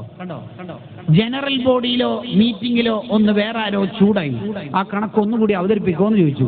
അത് ആ മൂപ്പര് കമ്മിറ്റി ഗ്രൂപ്പ് ഒന്ന് ലെഫ്റ്റ് അടിക്കും. കാരണം മൂപ്പരിക്ക് വിഷമുള്ളതൊന്നും കേൾക്കാൻ പറ്റില്ല. മൂപ്പര് ഇങ്ങനെ ഹൈ ലെവൽ കാറിൽ വരണം, എന്നിട്ട് ഹോൺ ഒച്ചത്തിലടിക്കണം, 5 മുത്താലിങ്ങൾ വന്നിട്ട് ഇറക്കിയിട്ട് കൊണ്ടുപോകണം. ഇതാണ് മൂപ്പര് ഇതുവരെ കണ്ടത്. മൂപ്പരെ കുറ്റപ്പെടുത്താൻ പറ്റൂല, മൂപ്പരെ ചോദ്യം ചെയ്യാൻ പാടില്ല. അതൊക്കെ ഇഖ്ലാസിന്റെ കമ്മിയാണ്. നമ്മളിപ്പോ ഒരു സ്ഥാപനം ടോപ്പ് സ്ഥാപനം എന്ന് എപ്പോഴാ പറയല്? നമ്മൾ ഇന്നാലിന്ന സ്ഥാപനം അടിപൊളി സ്ഥാപനം കേട്ടോ എന്ന് എപ്പോഴാ നമ്മൾ പറയല്? ആ സ്ഥാപനത്തിൽ നിന്ന് ഇറങ്ങുന്ന മുത്തഅല്ലിമീങ്ങളെല്ലാം നന്നായി കിതാബ് ഓതുന്ന കുട്ടികളായതുകൊണ്ട് മാത്രമല്ല. അവിടുത്തെ കുട്ടികൾ സക്കരിയ അൻസ്വാരി തങ്ങളുടെ അസ്നൽ മത്വാലിബും ഖതീബ് ഷിർബീനിയുടെ മുഗ്നിൽ മുഹ്താജും ഇമാം റംലിയുടെ നിഹായത്തുൽ മുഹ്താജും ഇബ്നു ഹജർ തങ്ങളുടെ തുഹ്ഫത്തുൽ മുഹ്താജും പാരായണം ചെയ്ത് കണ്ടുകൊണ്ടല്ല നമ്മൾ പറയല്. പിന്നെ എപ്പോഴാ പറയല്? ആ സ്ഥാപനത്തിൽ മൂപ്പര് പോയപ്പോൾ നല്ലവണ്ണം അണ്ടിപ്പരിപ്പും കാപ്പിയും കിട്ടിയിട്ടുണ്ട്, അതുകൊണ്ടാണ് സ്ഥാപനം ടോപ്പായത്. അവനവന്റെ വിചാരത്തെ സ്ഥാപനത്തിലേക്ക് കൊണ്ടുപോകും. ഇതല്ല നമുക്ക് ഉണ്ടാവേണ്ടത്. നമ്മൾ എന്തിനാ ഈ അഹങ്കരിക്കണത്? അതിനുണ്ട് എന്താ കാര്യം? നമ്മളാണെങ്കിൽ നമ്മുടെ മൂക്കിന്റെ ഉള്ളിൽ എന്താ ഉള്ളത്, ചെവിന്റെ ഉള്ളിൽ എന്താ ഉള്ളത്, വയറ്റിന്റെ ഉള്ളിൽ എന്താ ഉള്ളത്, കാഷ്ടവും മൂത്രവും രക്തവും കഫവും വിയർപ്പും ഇതൊക്കെ പേറിക്കൊണ്ടിരിക്കുന്ന നമ്മൾ എന്തിനാ ഇപ്പൊ അഹങ്കരിക്കേണ്ട ആവശ്യം? ഏതെങ്കിലും ഒരു ഹോസ്പിറ്റലിന് പനിയോ കാലുവേദനയോ ജസ്റ്റ് ഒരു മുറിവോ വന്നിട്ട് ഡോക്ടർ പ്രിസ്ക്രിപ്ഷൻ എഴുതിക്കൊണ്ടിരിക്കുമ്പോൾ ഒരു ഡൗട്ട് പറഞ്ഞു. എന്താ ഡൗട്ട്? പ്രശ്നമൊന്നുമില്ല, ജസ്റ്റ് ഒന്ന് ബ്ലഡ് ടെസ്റ്റ് ചെയ്യണം. എന്തിന്? ഒന്നുമില്ല, ഇൻസ്റ്റിറ്റ്യൂഷൻ ഓഫ് ക്യാൻസർ സെന്ററിലേക്കൊന്ന് തീർന്നില്ലേ? ഇനി ഇൻസ്റ്റഗ്രാം തുറക്കോ? ഇനി ഇതിന്റെ അഹങ്കാരം ഉണ്ടാവോ? ഇനി ഞാൻ പ്രസിഡന്റ് ആണെന്ന കാലത്തുള്ള ജഗപൊക വർത്തമാനങ്ങൾ ഉണ്ടാവോ? ക്യാൻസർ ഉണ്ട് എന്നല്ല, ക്യാൻസർ സെന്ററിലേക്ക് ബ്ലഡ് ഒന്ന് ടെസ്റ്റിന് എന്ന് പറയുമ്പോഴേക്ക് നമ്മൾ കാറ്റുപോകും. അത്രേ ഉള്ളൂ നമ്മൾ. അപ്പോൾ നമുക്ക് അഹങ്കരിക്കാൻ വകുപ്പില്ല. റിഫായി ശൈഖ് റളിയല്ലാഹു അൻഹുവിന്റെ വായന തുടരുകയാണ്. രണ്ടാമത് ഹുസ്നുൽ മുആശറ. റിഫായി ശൈഖിന്റെ ഒരു പ്രത്യേകതയാണ്, എല്ലാവരോടും നല്ല രീതിയിലുള്ള പെരുമാറ്റ രീതിയാണ് റിഫായി ശൈഖ് റളിയല്ലാഹു അൻഹുവിന്റെ. ഭാര്യയോട്, മക്കളോട്, കുടുംബത്തോട്, നാട്ടുകാരോട് എല്ലാവരോടും സ്നേഹമാണ്. ഒരാൾ വിജയിച്ചു എന്നുള്ളതിന്റെ അടയാളമായി മഹാന്മാര് പറയുന്നുണ്ട്, അയാൾ സ്വഭാവം നല്ല സ്വഭാവമാണെന്ന് മനസ്സിലാക്കാം അയാൾ വിജയിച്ചു. അതുകൊണ്ടാണ് സ്വർഗത്തിലെത്തുന്ന വഴിയേത് എന്ന് ചോദിച്ചു വന്ന സ്വഹാബിയോട് നബി സല്ലല്ലാഹു അലൈഹി വസല്ലം തങ്ങൾ കൊടുത്ത മറുപടി എന്താണെന്നറിയാം? അധിക പേരും സ്വർഗത്തിലെത്തുന്നത് എങ്ങനെയാണ് നബിയെ എന്നാണ് ചോദ്യം. ചോദ്യം ആവർത്തിക്കുന്നു, അധിക ആളും എങ്ങനെയാ നബിയെ സ്വർഗത്തിലേക്ക് എത്തുക? തങ്ങളുടെ മറുപടി ഹുസ്നുൽ ഖുൽഖ് വ തഖ്വല്ലാഹി തആല. അള്ളാഹിനോട് നല്ല സ്വഭാവം ഉണ്ടാവണം, ജനങ്ങളോട് നല്ല സ്വഭാവം ഉണ്ടാവണം. വേറൊരു സഹാബിയുടെ ചോദ്യം, എന്താ ചോദ്യം? ഔസിനി യാ റസൂലല്ലാഹ്, എന്നൊന്ന് ഉപദേശിച്ചു തരാവോ നബിയെ, എനിക്ക് നന്നാവണം. അതിന് തങ്ങളുടെ മറുപടി എന്താ? ഇത്തഖില്ലാഹ ഹൈസുമാ കുന്ത, എവിടെയാണെങ്കിലും അല്ലാഹ് ഉണ്ടെന്ന ബോധം വേണം. തീർന്നില്ല. വഖാലിഖിൻ നാസ ബിഖുലുഖിൻ ഹസൻ, ജനങ്ങളോട് നല്ല സ്വഭാവം ഉണ്ടാവണം. മഹാന്മാർ ഇതിനെ വ്യാഖ്യാനം എഴുതുന്നു. ഇതെന്തിനാണ് നബി തങ്ങൾ സ്വർഗത്തിന്റെ വഴി, വിജയത്തിന്റെ വഴി, നന്നാവാനുള്ള വഴി ഇത് തേടി വരുന്ന ഏവരോടും ഈ രണ്ട് ഉത്തരങ്ങൾ ക്ലബ് ചെയ്ത് പറയുന്നതിന്റെ കാരണം എന്താണ്? ഉത്തരം, ഇസ്ലാം എന്ന് പറഞ്ഞാല് ഭയങ്കര നിസ്കാരവും നോമ്പും കയ്യില് കൗണ്ടറും പിടിച്ച് നടന്നാൽ പോരാ. നമ്മളോടൊപ്പം ഇടപഴകുന്ന ആരെല്ലാം ഉണ്ടോ അവർക്കൊക്കെ നമ്മളെ കുറിച്ച് നല്ല അഭിപ്രായം ഉണ്ടാവും. വീണ്ടും മഹാന്മാരെ എഴുതി വെക്കുന്നു, ചില ആൾക്കാരുണ്ട് നല്ലോണം ഇബാദത്ത് ഉണ്ടാവും, പക്ഷേ സ്വഭാവം ശരിയുണ്ടാവില്ല. ഞാൻ അങ്ങനെയാണ്. എല്ലാവരും ഇത് മീറ്റിംഗ് അല്ല, ചൂടാവണോ? ഞാൻ അങ്ങനെയാണ്, ഉള്ളതുള്ള പോലെ പറയും. എല്ലാം മോനി ഇത് കുസ്താമാരൊക്കെ ഉള്ള മീറ്റിംഗ് അല്ല, നീ എന്തിങ്ങനെ ചൂടാന്ന് പ്രഷർ എടുക്കണം? ഞാൻ അങ്ങനെയാണ്. കണ്ടോ, ഇയാൾക്ക് നിസ്കാരം നോമ്പിനൊന്നും കുറവുണ്ടാവില്ല. എടോ, പൂച്ചനെ കെട്ടിയിട്ട് പെണ്ണ് നരകത്തിൽ പോയത് നിസ്കരിക്കാത്തോണ്ടല്ല, സ്വഭാവത്തിലെ പ്രശ്നം കൊണ്ടാണ്. അപ്പൊ നമ്മുടെ സ്വഭാവം ശരിയാകും. നമ്മളെ കുറിച്ച് ആദ്യം നല്ല അഭിപ്രായം കിട്ടേണ്ടത് ഭാര്യന്റെ അടുത്തുനിന്ന്. നമ്മളെ വൈഫ് നമ്മളോട് പറയാണ്, ഉസ്താദൊന്നും ആവണമെന്നില്ല, തങ്ങന്മാരൊന്നും ആവണമെന്നില്ല, ഒരു നല്ല മനുഷ്യനെ കൊണ്ട് ഈ കുപ്പി വെള്ളം മന്ദിരിപ്പിച്ചു തരും. അതിന്റെ അർത്ഥം മനസ്സിലായോ? നിങ്ങൾ അതിന് പറ്റൂല. കാരണം മൂപ്പര് നമ്മളെപ്പോഴും കാണുന്നുണ്ടല്ലോ, സുബീക്ക് അവ്വൽ വക്തിൽ എണീക്കുന്നുണ്ടോ ഇല്ലയോ എന്ന്. ഒരു ഉസ്താദൊന്നും ആവണമെന്നില്ല, ഒരു നല്ലൊരാളെ കൊണ്ട് വെള്ളം മന്ദിരിപ്പിച്ചു തരുമെന്ന്. അതിന്റെ അർത്ഥം നിങ്ങൾക്ക് മനസ്സിലാകുന്നുണ്ടല്ലോ? ആദ്യം നമ്മളെ കുറിച്ച് അഭിപ്രായം നല്ലത് വരേണ്ടത് നമ്മുടെ ഭാര്യന്റെ അടുത്തുനിന്ന്. അതാണ് നബി സല്ലല്ലാഹു അലൈഹി വസല്ലം പറഞ്ഞത്, ഖൈറുക്കും ഖൈറുക്കും ലി അഹ്ലി. കുടുംബത്തോട് നല്ല രീതിയിൽ പെരുമാറുന്നവനാണ് നിങ്ങളിൽ ഏറ്റവും ഉത്തമൻ. മുഹമ്മദുർ റസൂലുള്ളാഹി സ്വല്ലല്ലാഹു അലൈഹി വസല്ലം. ഭാര്യയിൽ നിന്ന് ചില ബുദ്ധിമുട്ടുകൾ റിഫായി ശൈഖിനുണ്ടായി. ശിഷ്യന്മാര് പറഞ്ഞു, എന്തിനാ അവരെ സഹിച്ചു നിൽക്കണത്? ഉസ്താദേ, ആ പെണ്ണുങ്ങളെ തൊലാക്കല്ലി, വേറെ നല്ല പെൺകുട്ടികൾ ഉണ്ടാവില്ലേ കല്യാണം കഴിക്കാൻ? റിഫായി ശൈഖ് പറഞ്ഞു, വേണ്ട. കാരണം അവളുടെ ബുദ്ധിമുട്ട് ഞാൻ സഹിച്ചാൽ എനിക്ക് അല്ലാഹു എത്ര ദറജ തരും. കണ്ടോ, ഹുസ്നുൽ മുആശറ. ഇതെവിടുന്നാ റിഫായി ശൈഖ് പഠിച്ചത്? മിൻ റസൂലില്ലാഹി സ്വല്ലല്ലാഹു അലൈഹി വസല്ലം. റസൂലുള്ളാഹി അങ്ങനെയാ. ആയിഷ ബീവി പറയുന്നല്ലോ, അടുക്കളപ്പണിയിൽ സഹായിക്കുന്ന ആളാ നമ്മളെ നേതാവ്. കണ്ടോ, ആടിനെ കറന്നു തരും, ചെരുപ്പ് ശരിയാക്കും, ബക്കറ്റ് ശരിയാക്കും, പാത്രം ശരിയാക്കി തരും, അടുക്കളപ്പണിയിൽ സഹായിക്കും. ആയിഷ ബീവി പറയാ, ഏത് യാത്രയിലും നബി സല്ലല്ലാഹു അലൈഹി വസല്ലം തങ്ങൾ ഭാര്യമാരെ കൂട്ടും, ഒരാളെ നെറുക്കിട്ടിട്ട് കൂട്ടും. സഫിയ ബീവി റളിയല്ലാഹു അൻഹക്ക് കുതിരപ്പുറത്ത് ഒട്ടകപ്പുറത്ത് കയറാൻ പറ്റണില്ല, നീളം കുറഞ്ഞ മഹദി ആയതുകൊണ്ട്. തങ്ങൾ സല്ലല്ലാഹു അലൈഹി വസല്ലം കാല് നീട്ടിക്കൊടുത്തിട്ട് പറഞ്ഞു, എന്റെ കാലിന് മേലെ ചവിട്ടിയിട്ട് കയറിക്കോളിന്ന്. എന്താണ് അവിടുത്തെ ജീവിതം നോക്കി. നമ്മളെങ്ങാനും ഭാര്യനെ കൂട്ടിയിട്ട് ഈ വയലും കഴിഞ്ഞിട്ട് പോന്നീന്ന് കരുതുക, നാളെ മറ്റന്നാള് നാദാപുരത്ത് എത്തിയിട്ടുള്ളൂ, കാറിന്റെ ഗ്ലാസ് ഒന്ന് തുറക്കാവുന്ന ഛർദിക്കാവുണ്ടല്ലോ. വരണ്ട ശൈത്താൻ ആയിരം പറഞ്ഞല്ലേ, ആ ഉറവയൽ കേട്ടിട്ടല്ലേ, സഹിച്ചോളി. ഉഷാറുണ്ടല്ലേ? എന്താ ഇപ്പൊ ചൊല്ലിക്കൊണ്ടിരിക്കണ സ്വലാത്തോ? അങ്ങനെയുണ്ട് ചില ആൾക്ക്. യാത്രയിൽ ഭാര്യക്ക് മുത്രയിക്കാൻ മുട്ടാന്ന് പറ്റില്ല, ഒന്ന് തോണ്ടിയിട്ട് നല്ലോണം മുട്ടുന്നുണ്ട്, സഹിക്കാൻ. ഇയാൾ 5 തവണ ഓരോ സ്ഥലത്ത് യൂറിൻ പാസ് ചെയ്യാൻ ഇറങ്ങിയിട്ടുണ്ടാവും. വൃത്തികെട്ട സ്വഭാവം കൊണ്ടൊന്നും ആഹർത്തി പോണ്ട. ഇസ്ലാം എങ്ങനെയാ സിദ്ധാന്തിക്കുന്നത് കുടുംബത്തോട് പെരുമാറാൻ? ഇസ്ലാം എങ്ങനെയാ പറയണത്? ഇസ്ലാമിക സങ്കല്പത്തിലെ കുടുംബജീവിതം പഠിച്ചാൽ നമ്മൾ അത്ഭുതപ്പെട്ടു. നമ്മളെ ഭാര്യമാർ യഥാർത്ഥത്തിൽ അവർക്ക് നിർബന്ധമില്ലാത്ത കാര്യങ്ങൾ എത്രയാ നമുക്ക് ചെയ്തു തരുന്നത്. വസ്ത്രം അലക്കി തരുന്നു, നമ്മുടെ കുട്ടികൾക്ക് പാല് കൊടുക്കുന്നു, നമുക്ക് ഖിദ്മത്ത് എടുത്തു തരുന്നു. ഇതൊന്നും ശാഫി മതം അനുസരിച്ച് അവർക്ക് ഖിദ്മത്തൊന്നും നിർബന്ധമൊന്നുമില്ല. നിങ്ങൾ പിന്നെ എന്നെ തുറച്ചു നോക്കുന്ന എന്തിനാന്ന് എനിക്ക് തന്നെ മനസ്സിലാവുന്നുണ്ട്. അപ്പുറത്ത് പെണ്ണുങ്ങളുണ്ട് ഉസ്താദേ, ഇങ്ങനെ തുറന്നു പറഞ്ഞാൽ ആകെ പ്രശ്നമാണല്ലോ എന്നുള്ളതാണ് തുറച്ചു നോട്ടത്തിന്റെ അർത്ഥവും. ഇതൊന്നും നിർബന്ധമില്ലാതെ അവർ ഫ്രീ ആയിട്ട് നമുക്ക് ചെയ്തു തരുന്നില്ലേ?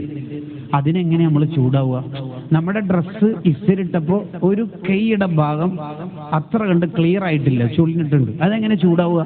അത് ഫ്രീ ആയിട്ട് ചെയ്തെന്നല്ലേ? ഫ്രീ സർവീസിനുണ്ടോ ചൂടാവുന്നത്? എങ്ങനെ ചൂടാവുക? ഇമാം ഷാറാനി റളിയല്ലാഹു അൻഹു കുറച്ച് ദിവസം മുന്നേ അവരുടെ ആണ്ട് കഴിഞ്ഞിട്ടേ ഉള്ളൂ. ഇന്ന് ഇമാം സുയൂത്തി റളിയല്ലാഹു അൻഹുവിന്റെ ആണ്ട് കൂടിയാണ്. 2 മഹാന്മാരുടെയും ദറജ അല്ലാഹു വർദ്ധിപ്പിക്കട്ടെ. അവിടുത്തെ ബർക്കത്തുകൊണ്ട് നമ്മളെ മക്കളെയൊക്കെ സ്വാലിഹീങ്ങളാക്കട്ടെ. 300 കിതാബ് എഴുതിയ മഹാനാണ് ഇമാം ഷാറാനി റളിയല്ലാഹു അൻഹു. ആ ഇമാം ഷാറാനി റളിയല്ലാഹു അൻഹുവിന്റെ ഭാര്യക്ക് അസുഖം ബാധിച്ച് കിടപ്പിലായി. ഇമാം ഷാറാനി തങ്ങൾ പറയാ, എന്റെ വൈഫിന് തീരെ വയ്യ, സ്വന്തമായിട്ട് ടോയ്ലറ്റിക്ക് പോകാൻ പോലും വയ്യ, കിടത്തപ്പായിൽ തന്നെ എല്ലാം നിർവഹിച്ചു. അന്ന് എന്റെ ഈ 2 കരങ്ങൾ ഉപയോഗിച്ച് അവരുടെ മൂത്രവും കാഷ്ടവും നജസും എല്ലാം ഞാൻ വൃത്തിയാക്കി. ആര്? ലോകത്തിന് 300 കിതാബ് എഴുതി തന്ന മഹാൻ, സൂഫി പണ്ഡിതൻ, നേതാവ്. തീർന്നോ? ഇല്ല. പാതിരാത്രി കുട്ടി കരയുമ്പോ ഞാൻ വേഗം ആ കുട്ടീനെ എടുത്തിട്ട് അപ്പുറത്തെ റൂമിക്കോ വേറെ എവിടെങ്കിലൊക്കെ പോകും. എന്തിന്? എന്റെ ഭാര്യന്റെ ഉറക്കം പ്രയാസപ്പെടണ്ട എന്ന് കരുതിയിട്ട്. ഇതാടോ ഇസ്ലാം? തീർന്നോ? ഇല്ല.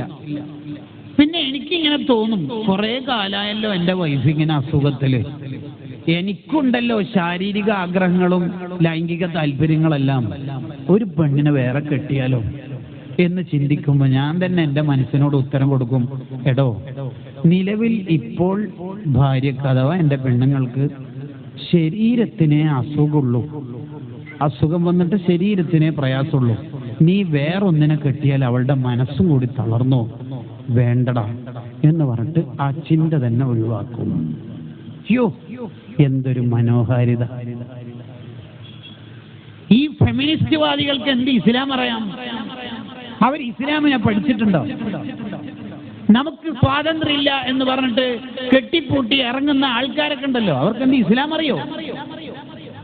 ഇസ്ലാം ഒരു സ്ത്രീ കൊടുത്ത പ്രാധാന്യം മഹത്വം എത്രമാത്രം വലുതാണ്. നമ്മുടെ ഒക്കെ കുടുംബ ജീവിതം അടിപൊളി ജീവിതമായി. റിഫായി ശൈഖ് റളിയല്ലാഹു അൻഹുവിനെ കുറിച്ചുള്ള വായന തുടരുകയാണ്.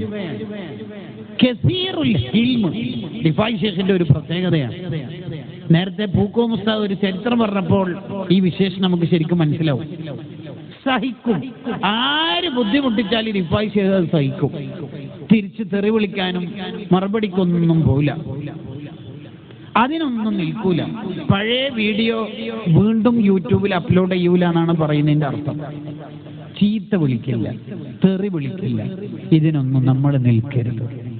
മുസ്ലിമിന്റെ നാവ് വളരെ പരിശുദ്ധമായ നാവായിരിക്കും. ആര് ബുദ്ധിമുട്ടിച്ചാലും, റിഫായി ശൈഖിനെ ഒരാൾ വീട്ടിലേക്ക് ക്ഷണിച്ചു. ക്ഷണിക്കുന്നതിന്റെ താല്പര്യം സദ്യക്ക് എന്ന് പറഞ്ഞിട്ടാണ്. റിഫായി ശൈഖ് അവിടെ എത്തി നോക്കുമ്പോ ഒന്നുമില്ല. അപ്പൊ അയാൾ ചോദിച്ചു, എന്തേ, ഫുഡൊന്നുമില്ലേ?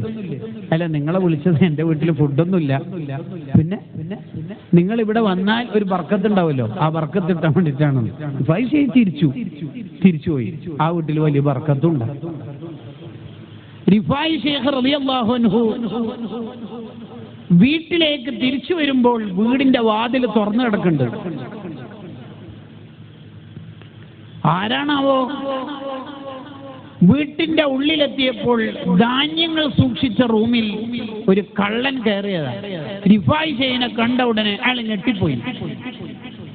അപ്പൊ അയാളോട് റിഫായി ശൈഖ് പറയാ, പേടിക്കാനൊന്നുമില്ല, ഇത് പൊടിക്കാത്ത ധാന്യങ്ങളാ, പൊടിക്കാൻ വേറെ വില കൊടുക്കേണ്ടി വരും, ഇപ്പോഴാണെങ്കിൽ വിലക്കയറ്റുള്ള കാലമാണ്, അതുകൊണ്ട് പൊടിച്ച ധാന്യം അപ്പുറം ഉണ്ട്. അയാൾ എന്നെ ഞെട്ടിപ്പോയി. ഇതെന്താ പറയണത്? മോഷ്ടിക്കാൻ വന്ന എന്നോട് എന്തൊരു രീതിയിലാണ് മൂപ്പര് പെരുമാറുന്നത്?